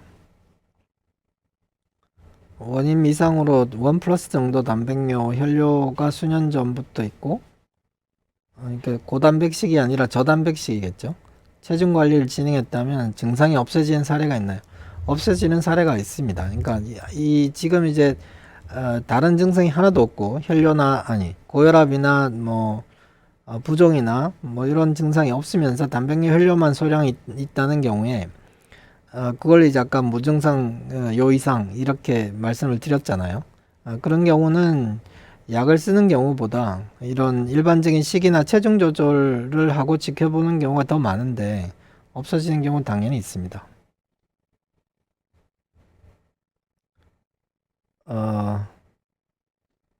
다음 질문은 CRE가 있으면 리투키마블 사용 못하냐고 라고 했는데 CRE가 뭘까요? CRE가 뭔지 잘 모르겠습니다. 만약 크레센트라고 적으신 건진 확실하지 않습니다. 이 질문은 혹시 조금 다시 해주시면 감사하겠습니다. 다음은 비스테로이드성 소염 진통제와 코비드 백신이 복합적으로 작용해서 여과율이 악화된 것으로 보인다. 궁금한 것은 여과율을 현 상태에서 유지할 수 있을까? 네, 이게 소, 엔세이드, 즉 비스테로이드성 소염 진통제에 의해서 나빠진 경우는 그 원래 콩팥 기능이 얼마나 있었냐가 이제 회복 여부를 판단하는데 조금 중요합니다. 원래 콩팥 기능이 정상이었던 분이 엔세이드를 단기간, 그러니까 뭐 2년씩, 3년씩 드신 게 아니라 단기간 한 달 이내로 만약에 드셨다면 대개는 회복이 됩니다. 근데 코비드 백신 때문에 생긴 여과율 악화는 조금 얘기가 다릅니다. 그 코비드 백신 때문에 생기는 콩팥 질환이 여러 개가 있는데, 하나는 그 엔세이드하고 비슷하게 사고체보다는 세뇨관을 망가뜨려서 오는 급성신 손상으로 나타나는 경우가 있고요. 또 하나는 면역적 기전 때문에 생기는 사고체 신염이 발생할 수 있습니다. 또는 그 콩팥 내에 사고체 말고 세뇨관이나 간질의 염증을 발생시킬 수도 있습니다. 그런 경우는 저절로 회복은 잘 안 되고요. 조직 검사에서 스테로이드를 써야 되는 경우가 꽤 있습니다. 물론 이제 IgA 신증이 그냥 일시적으로 나빠졌다가 회복되는 경우도 당연히 있긴 있는데, 이제 코비드 백신을 써서 콩팥이 나빠진 경우는 혈뇨와 단백뇨가 얼마나 나오는지, 또 사고체 여과율이 원래에 비해서 얼마나 떨어졌는지가 중요합니다. 그게 이제 뭐 당연한 얘기가 될 수도 있는데요. 떨어진 폭이 크다면 신장 조직 검사가 꼭 필요합니다. 어머님이 조직 검사를 했는데 오늘 나온 진단명 중에는 없고, 파렌키말이라는 말은 좀 정확한 진단명은 아닙니다. 이게 이제 오늘 말씀드린 거는 가장 흔한 질환만 이제 몇 가지 골라서 말씀드린 거고요. 조직 검사 결과에 맨 밑에 적혀 있는 그 진단명이 중요한데, 조직 검사를 해서 조직이 충분히 나오지 않으면 그 사고체 신염 혹은 뭐 간질성 신염이 진단이 어려울 수도 있습니다. 그래서 그거에 속할 수도 있고요. 아니면은 진단명을 정확하게 모르시고 계셨을 가능성도 있습니다. 파렌키말이란 말은 다른 뜻이 아니고요. 영어라서 좀 뭐 진단명 같지만 사실은 콩팥에서 콩팥 안에 있는 그냥 실질이다. 즉 바깥에 있는 막이나 뭐 지방 조직이 아니라 콩팥 조직이다, 이런 말을 하는 의미고요. 정확한 진단명은 아닙니다. 가족이 당뇨와 고혈압이 오래돼서 신장내과 진료 본 적이 없다. 당뇨와 고혈압이 있으면 꼭 신장내과를 보셔야 됩니다. 이거는 뭐 신장내과라서 얘기하는 게 아니고요. 당뇨 있는 환자분의 30% 또는 40%까지가 콩팥이 나빠질 수 있습니다. 그러니까 단백뇨가 생기고 뭐 순차적으로 하게 되면 당뇨 있으신 분의 약 30-40%는 맨 처음 당뇨가 진단됐을 때는 콩팥 기능이 좋아지는 것처럼 보이지만 결국 미세 알부민뇨가 나타나고 단백뇨가 증가를 하고 콩팥 기능이 떨어지고 단백뇨가 아주 많아지고, 그때부터는 말기신부전까지 가는데 채 3년 내지 4년밖에 걸리지 않습니다. 그래서 당뇨는 단백뇨가 500mg, 1000mg이 중요하지 않습니다. 단백뇨가 알부민뇨로 따지면 30mg이라도 나오면 그때부터 아까 말씀드린 일반적인 치료에서 쓰는 그 라스 블로케이드, ARB, 또 SGLT 이니비터를 쓰는 게 중요합니다. 그래서 당뇨는 시간이 지나고 나서 치료를 하면 되돌리기는 아주 어렵습니다. 그래서 있을 때 잘해야 된다는 말이 이 병에 꼭 맞는데요. 당뇨 있는 환자는 적어도 1년에 한 번은 꼭 신장내과적 검사를 하셔야 되고, 거기에 만약에 이상이 있다면 신장내과 꼭 방문을 하셔야 됩니다. 고혈압은 고혈압이 이제 본태성 고혈압이냐 아니면 2차성 고혈압이냐에 따라서 조금 틀리긴 한데요. 그렇다 하더라도 고혈압이 있는 환자들도 역시 증상이 있든 없든 1년에 한 번은 단백뇨와 콩팥 검사는 하도록 추천을 하고 있습니다. 네. CR이라는 거 카바페닌 내성균 뭐 이라면 이게 이제 리투ක්시마브에만 해당되는 말이 아니고요. 몸에 어떤 대개 대장이나 또는 그러니까 대변이나 그러니까 장이겠죠. 장이나 소변, 그러니까 주로는 이제 방광이 되는데 방광에 잠재균을 항상 가지고 있다는 상태가 되는 겁니다. 그러니까 CR이라는 거는 카바페닌이라는 항생제가 아주 저희가 쓸 수 있는 한 2차, 3차 라인 정도의 항생제인데 그 항생제에도 내성을 가지고 있다면 그 세균이 어떤 원인에 의해서 이렇게 몸에 증식을 하게 되면 쓸 약이 없다는 거죠. 쓸 항생제가 이제 아주 고가이거나 아니면 부작용을 꽤 동반하는 약을 써야만 된다는 얘기입니다. 근데 그런 환자분께 면역을 떨어뜨리는 약을 쓰기는 참 힘들다는 얘기죠. 왜냐하면 이 사고체 신염을 치료하는 이제 면역 억제제라는 거가 말 그대로 면역을 떨어뜨리는 거기 때문에 몸에 내재되어 있던 그 균이 내 몸속에 있는 면역 기능 체계와 적당히 잘 균형을 이루어서 몸속에 있지만 이제 몸에 위해를 끼치지 않는 정도로 있는 상태인데 면역 억제제를 쓰게 되면 균이 훨씬 더 세지는 거죠. 그럼 균이 이제 몸의 각 장기를 침범할 수가 있죠. 소변에 염증을 일으키거나 아니면 폐혈증을 일으키거나 뭐 다른 데 염증을 일으키게 되면 그 약제 때문에 사망하는 경우가 생길 수 있기 때문에 또는 입원을 하시거나 그런 경우에는 면역 억제제를 못 쓰죠. 사고체 여과율이 30 정도인데 무릎 관절염이 있어서 소염제가 안 돼서 뭐 어떻게 해야 되느냐 뭐 이런 경우 많죠. 신장 기능이 나쁜데 소염 진통제가 사실은 아주 좋은 약이거든요. 저희가 뭐 해열제나 몸에 아프거나 또는 염증을 깔아앉히거나 하는데 소염 진통제가 없었다면 아마 많은 사람이 고통을 받았을 겁니다. 근데 이제 이 소염 진통제가 뭐 정도의 차이는 있지만 콩팥의 사고체 여과율을 떨어뜨리는 데는 다 기여를 하거든요. 그래서 이제 여력이 많은 정상 신장 기능을 가지신 분은 상관없이 쓸 수는 있지만 그런 분들도 이제 장기간 복용하게 될 때는 꼭 이제 부작용을 체크해야 되는데 사고체 여과율이 이미 떨어져 있는 경우에서는 소염 진통제 쓰기가 참 곤란하죠. 대체할 수 있는 약은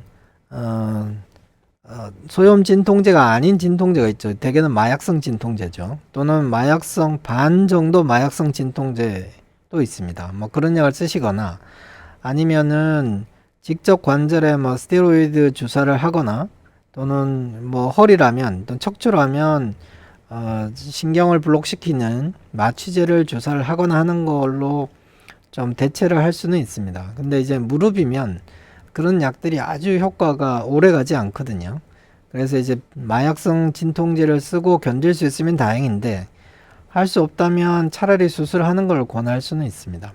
수술은 사고체 여과율이 낮다고 해서 못할 건 없습니다. 왜냐하면 수술할 때 콩팥이 나빠지는 가장 중요한 팩터는 수술 도중에 혈압이 얼마나 떨어지느냐가 가장 중요한 거고 수술하고 나서 출혈이 얼마나 되느냐가 가장 중요한 요소이기 때문에 실력이 좋은 또는 이제 어떤 그런 부작용을 이렇게 보상을 할 수 있는 잘 관리를 할 수 있는 병원에서 한다면 사고체 여과율이 30이라도 수술을 못하지는 않습니다.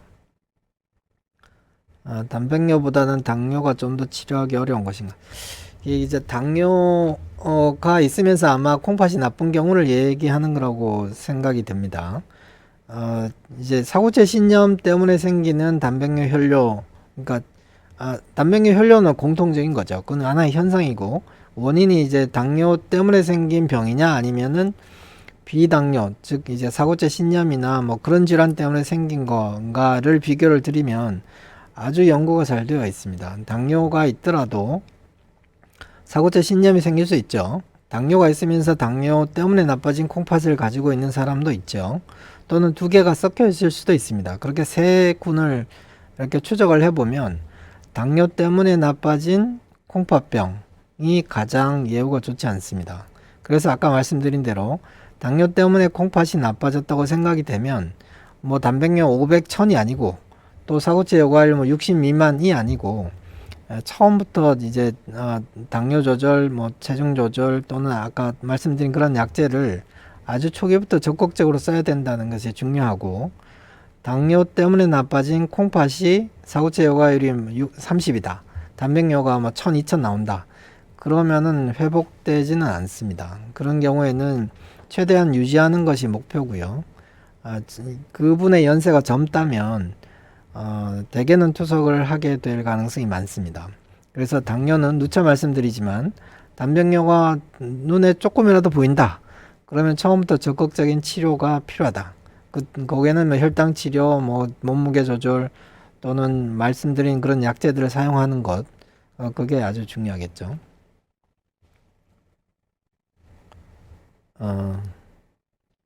또 질문에 이제 만성 질환은 없고 크레아틴이 1.1에서 1.2고 사고체 여과율이 58인데 단백뇨가 1g 늘어서 ARB라는 약을 복용하고 난 다음에 단백뇨는 줄었는데 크레아틴을 올린다. 네, 그 ARB, AC 이니비터, 즉 레닌, 안지오텐신, 알도스테론이라는 혈압약은 콩파 수치를 조금 올릴 수 있습니다. 그러니까 조금이라는 게 어느 정도인가 하면 자기 원래 콩파, 약을 쓰기 전에 콩파 수치, 크레아티닌 수치보다 30% 정도까지 올라가는 거는 약 효과라고 생각합니다. 그러니까 그 말은 비가역적인 게 아니라 약 끊으면 돌아온다는 거죠. 대신 이제 그리고 또 한 3개월에서 6개월 정도 지나면 저절로 돌아옵니다.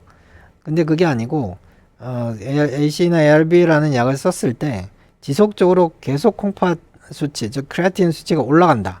그런 경우는 그 약을 줄이거나 끊어야 됩니다. 그러니까 좋은 효과를 가지고 있지만 AC나 ARB에 부작용이 있는 건데요. 그런 경우는 그런 부작용이 있을 만한 이유를 찾아야 되겠죠. 제일 흔한 이유가 동맥경화가 신장혈관에 있는 경우입니다. 그러니까 동맥경화가 신장혈관에 있으면 ARB를 썼을 때 그 약의 기전상 혈관으로 가는, 아니, 콩팥으로 가는 혈액양을 줄이기 때문에 그 줄여진 혈액양이 콩팥이 못 견뎌서 콩팥이 망가지는 경우죠. 그래서 혈관이 괜찮은가 알아봐야 되고요. 두 번째는 우리 콩팥 바로 위에 부신이라는 호르몬 기관이 있는데 그 호르몬 기관에서 조금 기능이 과다해서 안지오텐신, 알도스테론이라는 호르몬이 과다하게 나오시는 분이 그 내분비 질환으로 가지고 있는 분들이 간혹 있습니다.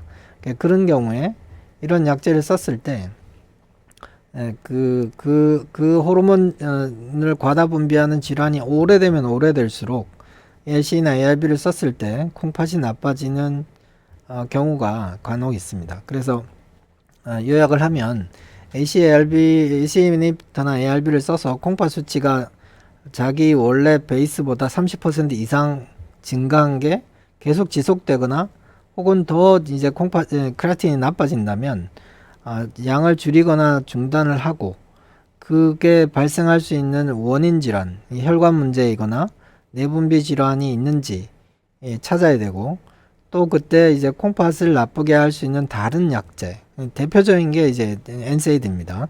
그 소염 진통제, NSAID를 같이 쓰고 있는지를 꼭 살펴봐야 되고 그 외에 다른 약제, 뭐 콩팥을 나쁘게 하는 또 다른 약제들 같이 있는지를 약을 살펴봐야 됩니다. 그래서 한 3가지 정도를 해야 될 가능성이 있습니다.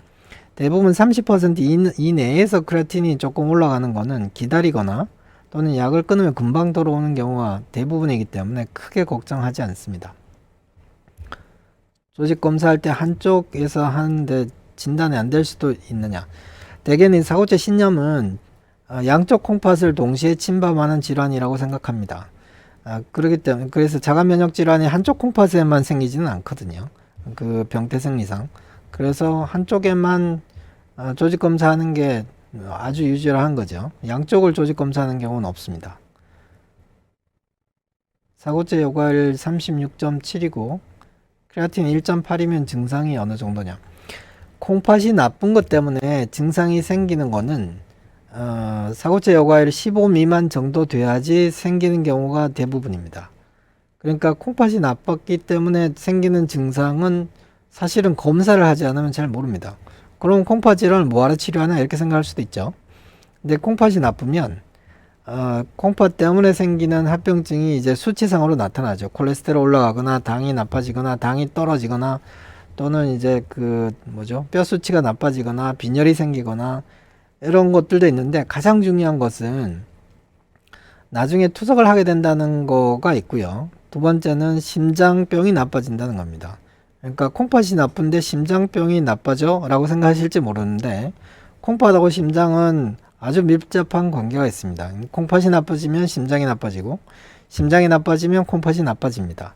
그래서 이제 여담으로 미국에서는 콩팥 내과하고 그러니까 신장내과와 심장내과가 같이 붙어 있는 경우가 많습니다. 요새는 뭐 대부분 떨어져 있지만 뭐 70년 또는 60년대로 올라가면 콩팥 하는 사람이나 심장 하는 사람이나 똑같은 사람이 했었습니다. 그러니까 그 정도로 콩팥하고 심장은 밀접한 관계가 있기 때문에 심장병이 생긴다는 거죠. 콩팥이 나쁘면. 물론 이제 콩팥이 나쁘면 콩팥 기능이 하지 않아서 투석을 해야 되는 경우가 생기는 건 맨 나중에 얘기고요. 다음 코로나 백신을 하게 되면 IgE 신증과 낭종이 있고 알레르기 질환이 있어서 콩팥에 문제가 발생하지 않을까. 이게 앞서도 잠깐 말씀드렸는데 코비드 백신이나 코비드 감염 자체가 IgE 신증을 얼마나 나쁘게 하고 유발을 하는지에 대한 자료는 사실은 없습니다. 그러니까 케이스는 많이 있죠. 케이스는 뭐 그냥 발생을 했다 이런 것이고 그게 이제 전체 IgE 신증 환자 중에서 몇 퍼센트고 일반 환자들에서 몇 퍼센트고 그렇기 때문에 IgE 신증에서 코비드 백신이나 코비드 감염이 생겼을 때 더 많이 나쁜 영향이 생기더라 라고 말을 할 수 있어야 되는데 지금은 그냥 데이터보다는 사람들 신장내과 전 세계 신장내과 의사들이 생각은 그렇게 하고 있습니다. IgE 신증인 경우에 유관적 혈뇨가 생기거나 단백뇨가 늘거나 일시적으로 콩팥 수치가 나빠지는 경우가 일반 사람보다는 더 생기는 것 같아. 그렇지만 얼마나 많은 확률로 생기는지에 대한 조사는 없습니다. 그래서 코비드 백신 자체를 맞는 거가 코비드를 이제 감염을 억제하거나 코비드가 나빠지는 거를 예방하는 그러한 이득과 IgE 신증이 나빠지는 그런 불편한 점을 비교해서 얘기 드리기엔 좀 힘든데요. 이제 고위험군인 경우에는 IgE 신증이 있든 없든 맞는 걸 추천을 한다. 이 정도가 아마 개략적으로 말씀드릴 수 있는 거고요. IgE 신증은 아까 이제 병태 생리상 목에 염증이나 설사가 있을 때 일시적으로 나빠졌다가 좋아지는 경우를 겪게 되는 질환인데 코비드 백신 자체도 아마 그런 걸 따라가지 않을까 이런 생각을 하고 있습니다. 물론 이제 뭐 드물게는 IgE 신증이 나빠져서 신장 조직 검사를 다시 하는 경우도 물론 있는데요. 그거는 좀 드문 예가 되긴 하겠습니다. 이게 정확한 통계가 없어서 확률로 말씀드릴 수 없는 게 조금 좀 마음에 걸리긴 합니다. 다음은 혈압약을 쓴 뒤 단백뇨 혈뇨 증상이 사라졌다면 약 복용을 해도 문제가 없느냐. 혈압약 중에서 이제 이 혈압약이 고혈압이 아주 심한 경우에 단백뇨 혈뇨가 생길 수 있죠. 그게 고혈압성 신장병이죠. 콩팥은 혈압을 직접적으로 받는 그 혈관 덩어리이기 때문에 혈압이 너무 높아서 180, 수축기 혈압이 180 이상이다.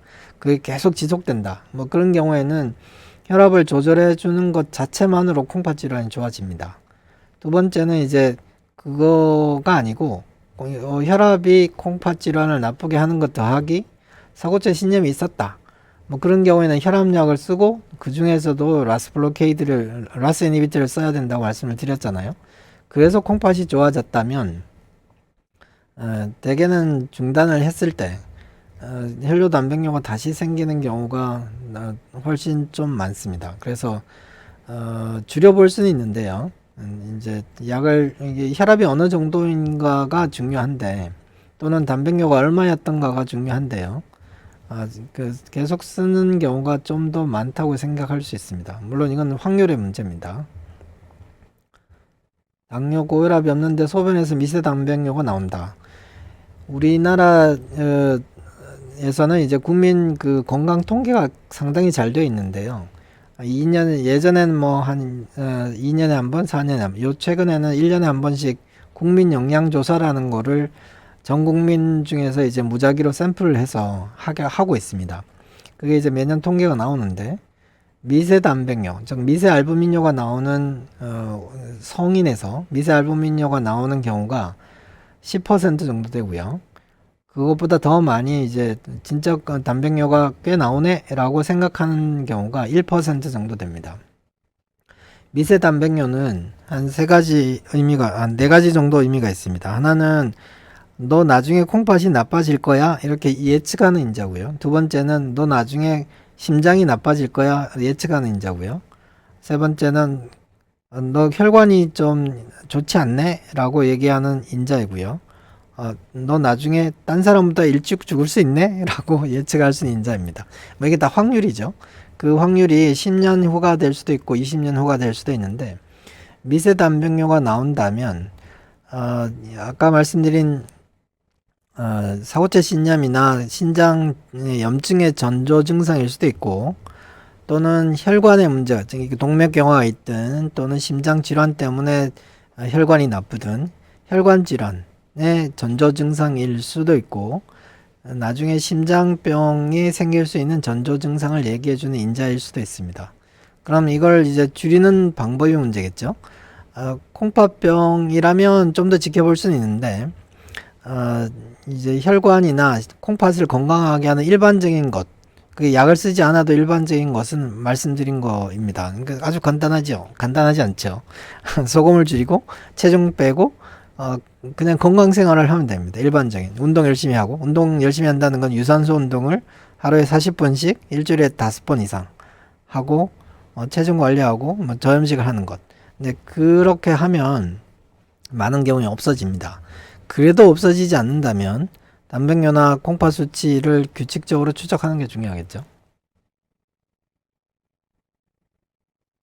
면역 억제제나 혈전 교환술 치료는 비용이 얼마나 돼? 면역 억제제는 리투크시맙을 제외하면, 또는 이제 앞으로 나올 항보채약 또는 신약 있지 않습니까? 또는 보험에서 인정을 해주지 않은 약을 제외하면 비용은 아주 쌉니다. 스테로이드 한 알이 몇 원밖에 하지 않고, 사이톡산이라는 약도 뭐 몇십 원 단위밖에 되지 않습니다. 근데 이제 혈전교화술은 그 자체가 보험이 되지 않으면 수백 정도까지 하고요. 리투크시맙도 보험이 되지 않으면 수백 정도 하죠. 근데 이제 리투크시맙은 이제 한 사이클이 대부분 이제 한 달 기간이고, 일주일에 한 번씩 또는 2주에 한 번씩 맞는 치료 과정인데, 그 기간의 효과가, 그 약이 만약 효과 있다면 효과가 6개월 간다고 생각을 하거든요. 대개 한 4개월에서 6개월 간다고 생각하기 때문에 4개월, 6개월 치료하는 동안 한 수백이 든다 이렇게 생각하시면 되고, 혈전교환술도 대개는 2주 정도 치료를 하거든요. 2주 치료를 하고 나서 또 하는 경우는 거의 없습니다. 비질환이 확 재발하지 않는 이상은. 그래서 이제 대개는 단회로 끝나는 게 다른 면역 억제제하고 조금 차이가 있죠. 근육 운동을 하면 신장에 좋지 않은 크레아틴 물질이 생성된다고 알고 있다. 미세 단백뇨인 사람 근육 운동을 자제하고 다른 운동. 크레아틴이 근육에서 생성되는 게 맞습니다. 단백질 많이 먹으면 근육이 커지고, 근육이 커지니까 근육이 이제 대사되면서 나오는 크레아틴이 크레아티닌으로 바뀌거든요. 근데 크레아티닌이 높다고 신장 기능이 나쁘지 않습니다. 이 경우는.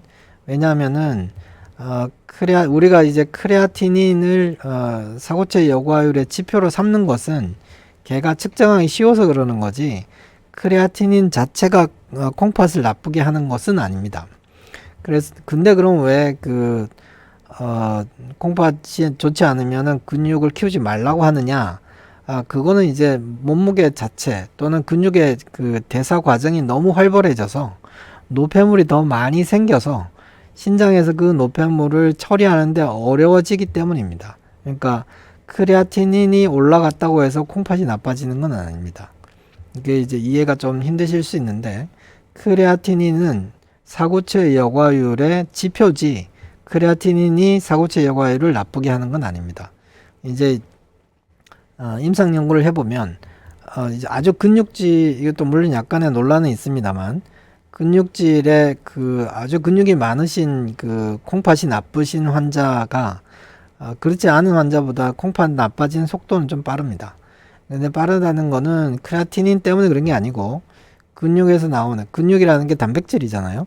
결국 콩팥에 노폐물을, 우리 몸에서 노폐물을 만드는 거는 지방이나 탄수화물이 아닙니다. 그건 대부분 소변이나 호흡으로 이산화탄소로 날아가고, 그 노폐물이 생성되는 그 영양소는 단백질이거든요.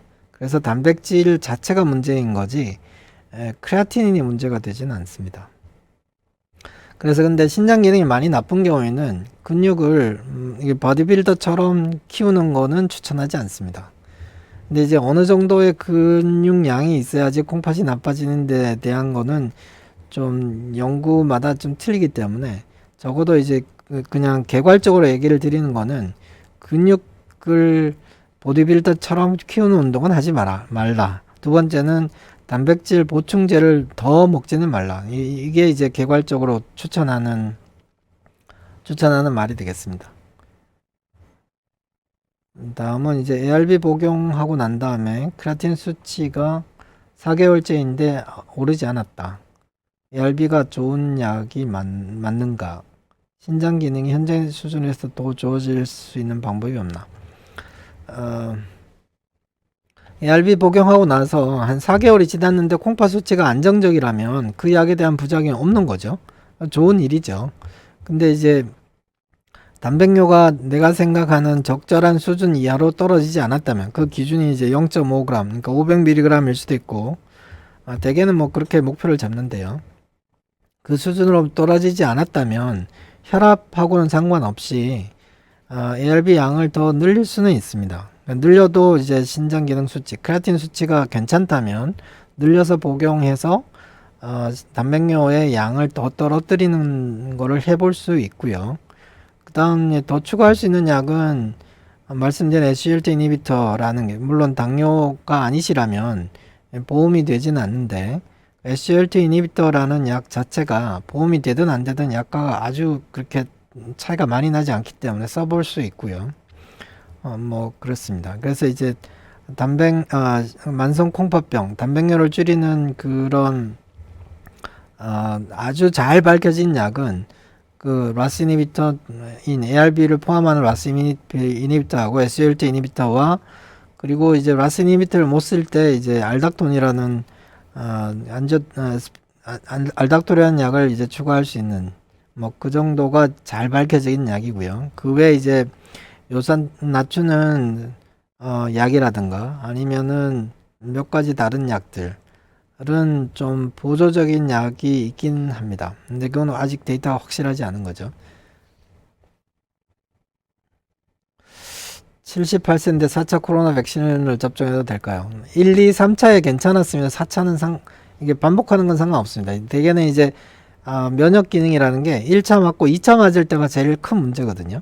그러니까 코로나를 한 번도 안 걸렸다는 가정하에서 1차를 맞으면 이제 몸에서 면역 체계에서 이상한 단백이 들어왔으니까 항체를 만들어야지 하면서 항체를 막 만들고, 항체를 만드는 그 기억 세포가 저장이 되게 됩니다, 몸속에. 그러다가 2차 백신을 맞으면 더 이제 면역 반응이 확 올라가죠. 대개는 그때 부작용이 일어납니다. 그 이제 사고체 신임이 생기든 뭐 다른 면역 질환이 생기든 간에. 근데 그때도 괜찮았고 3차도 괜찮았다면 4차 맞는 거는 큰 문제가 되게는 없습니다. 프레드니손 사이클로스포린 약 중에서 라섹 수술이나 사랑니 발치를 이게 프레드니솔론을 먹고, 이게 또 양이 문제인데요. 면역 억제제가 이제 아주 미니멈 양, 예를 들어서 스테로이드 10mg 미만, 10mg 미만, 프레드니솔 10mg 미만, 사이클로스포린 하루에 뭐 150mg 미만 이렇게 드시는 경우라면 뭐 크게 문제는 없습니다. 문제는 없는데, 이제 프레드니솔론이 수술했을 때 문제는 상처가 잘 낫지 않는 게 문제가 됩니다.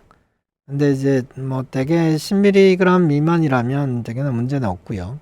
사랑니 발치는 크게 문제 없을 거라고 생각을 하는데, 라섹 수술은 제가 좀 자신은 없습니다. 이건 안과 선생하고 상의를 해봐야 되겠죠. 운동 후에 소변 검사를 하면 단백뇨 혈류가 증가합니다. 운동을 하면 단백뇨는 증가하게 되어 있습니다. 그러니까 그래서 이제 우리 같이 단백뇨의 기준은 운동을 하지 않는 상태에서 측정을 해야 되는 게 원칙입니다. 이게 심한 가벼운 운동이 어느 정도를 가벼운 운동이라고 얘기하는지 모르겠는데 달리기를 하고 나면 단백뇨가 소량 증가할 수 있습니다. 근데 이제 그게 아니고 뭐 평소에 150mg 나오다가 조금 조깅 정도 했는데 단백뇨가 뭐 1000 정도 나온다. 이거는 뭔가 문제 있는 거고요. 그게 아니고 뭐 500 나오다가 300 나온다. 이건 뭐 크게 문제 없습니다. 근데 혈뇨는 아주 심한 운동 아닌다 하면은 잘 생기지 않습니다. 그게 이제 병이 없다면요. 마라토너는 마라톤 하고 나서 단백뇨 혈뇨 재면 다 증가합니다. 그거는 이제 우리가 뛰면서 콩팥도 같이 뛰기 때문에 콩팥이 같이 움직일 거잖아요. 아무리 그 고정되어 있다 하더라도. 그래서 단백뇨 혈뇨가 생길 수 있습니다. 근데 가벼운 운동을 했는데도 혈뇨가 증가하는 경우는 혈관이 좀 문제가 있는 특정 콩팥 질환이 있습니다. 그런 경우를 좀 의심해 볼 수 있습니다. 운동을 뭐 가벼운 운동을 해서 중단하는 것보다는 그 단백뇨나 혈뇨가 어느 정도 증가하는지를 아는 게 중요하고요. 특히 혈뇨인 경우는 가벼운 조깅으로 증가하는 경우는 그렇게 많지 않습니다. 그래서 원인을 찾는 거를 좀 생각해 봐야 되겠습니다. SGLT 이니비터 처방은 당연히 가능합니다. 당뇨가 없더라도. SGLT 이니비터가 어떻게 보험 인정을 받았냐면 만성 콩팥병으로 인정을 받았습니다. 그렇지만 이제 보험에서 처리를 해주느냐는 별개 문제고요. 당뇨가 없으면 SGLT 이니비터는 보험 처리는 되지 않고 처방은 할 수 있습니다. 그러니까 당뇨일 때보다는 가격이 조금 올라가는데 제가 정확히 기억은 나지 않지만 그 약가가 보험을 받고 처방하는 약가나 크게 차이는 나지는 않습니다. 이거는 이제 보험과에 여쭤보시면 더 정확하겠죠. 처방은 할 수 있습니다. 또 실제로 처방을 많이 하고 있습니다. 단백질 보충제 복용이나 횡문근 융해증 같은 병적 증상이 올 정도가 아니고 일반적인 운동은 네, 대개는 괜찮습니다. 운동을 하라고 권하죠. 만성 콩팥병이 있으면 심장병이 많이 나빠진다고 그랬잖아요. 심장병 예방에 유산소 운동이 중요하지 않습니까? 그렇기 때문에 운동을 해야 됩니다. 유산소 운동을 아까 말씀드린 대로 하루에 한 40분 적어도 일주일에 5일 정도는 하라고 얘기를 하고 있죠. 네, 혈압이 굴곡이 심한 거는 이게 평균 혈압이 되게 중요한데요. 특히 이제 연세가 많이 드신 분 그리고 동맥경화가 심하신 분은 혈압의 변동이 그 자기의 감정 상태나 또는 신체 활동에 따라서 아주 크게 변합니다. 이런 경우는 높은 혈압을 타겟으로 혈압약을 쓰면 혈압이 낮을 때 훨씬 부작용이 많이 나타나기 때문에 혈압의 그 기준을 140, 130으로 잡지 않고요. 대개는 150 이상으로 잡고 있습니다. 이런 경우는 혈압 조절하기가 사실 쉽지 않죠. 기준이 정상보다는 동맥경화가 없는 사람들보다 좀 높다고 이해하시면 되겠습니다. 코로나 백신을 맞은 뒤에 신장 관련 부작용이 생긴다면 몸이 느껴질 정도 부작용이 있나? 몸이 느껴질 정도의 부작용은 가장 전형적이고 대표적인 게 IgA 신증에서 유관적 혈뇨가 나타나는 겁니다. 그러니까 백신 맞고 나서 한 1주나 2주 그 사이에 소변이 커피색으로 나오거나 아니면 검붉은색으로 나오는 거죠. 그게 제일 큰 부작용이고요.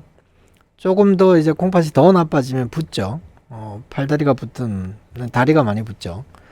그 다음에 이제 좀 예민하신 분은 소변 넣는데 갑자기 그냥 거품이 생기는 게 아니고 갑자기 거품이 많아지고 그 거품이 이제 한 10분 정도 5분 10분 있어도 변기에서 물을 내리지 않고 관찰했을 때 그 거품이 5분 10분 지나도 깨지지 않는다. 뭐 그런 경우를 발견을 할 수는 있는데 이런 경우 아니면 사실은 부작용이 생겨도 알 수 있는 경우가 좀 드뭅니다. 그래서 콩팥이 나쁘신 분들은 1차, 2차 백신이 잘 지나갔다면 상관없는데 그렇지 않은 분은 백신을 맞고 나서 한 2주 이내 검사는 대단한 건 아닙니다. 소변 검사와 크레아틴 검사만 해봐도 충분하거든요. 그 검사를 해보는 게 제일 확실할 수 있습니다. 네, 우리 시간이 이제 3시 50분이라서 질문 없으시면 마감하겠습니다. 우리 또 다음 6월 달에는 제가 하는 건 아니지만 또 신장내과 환자 교육용 강의 시간이 있으니까 그때도 많이 참여해 주시면 감사하겠습니다. 네, 감사합니다.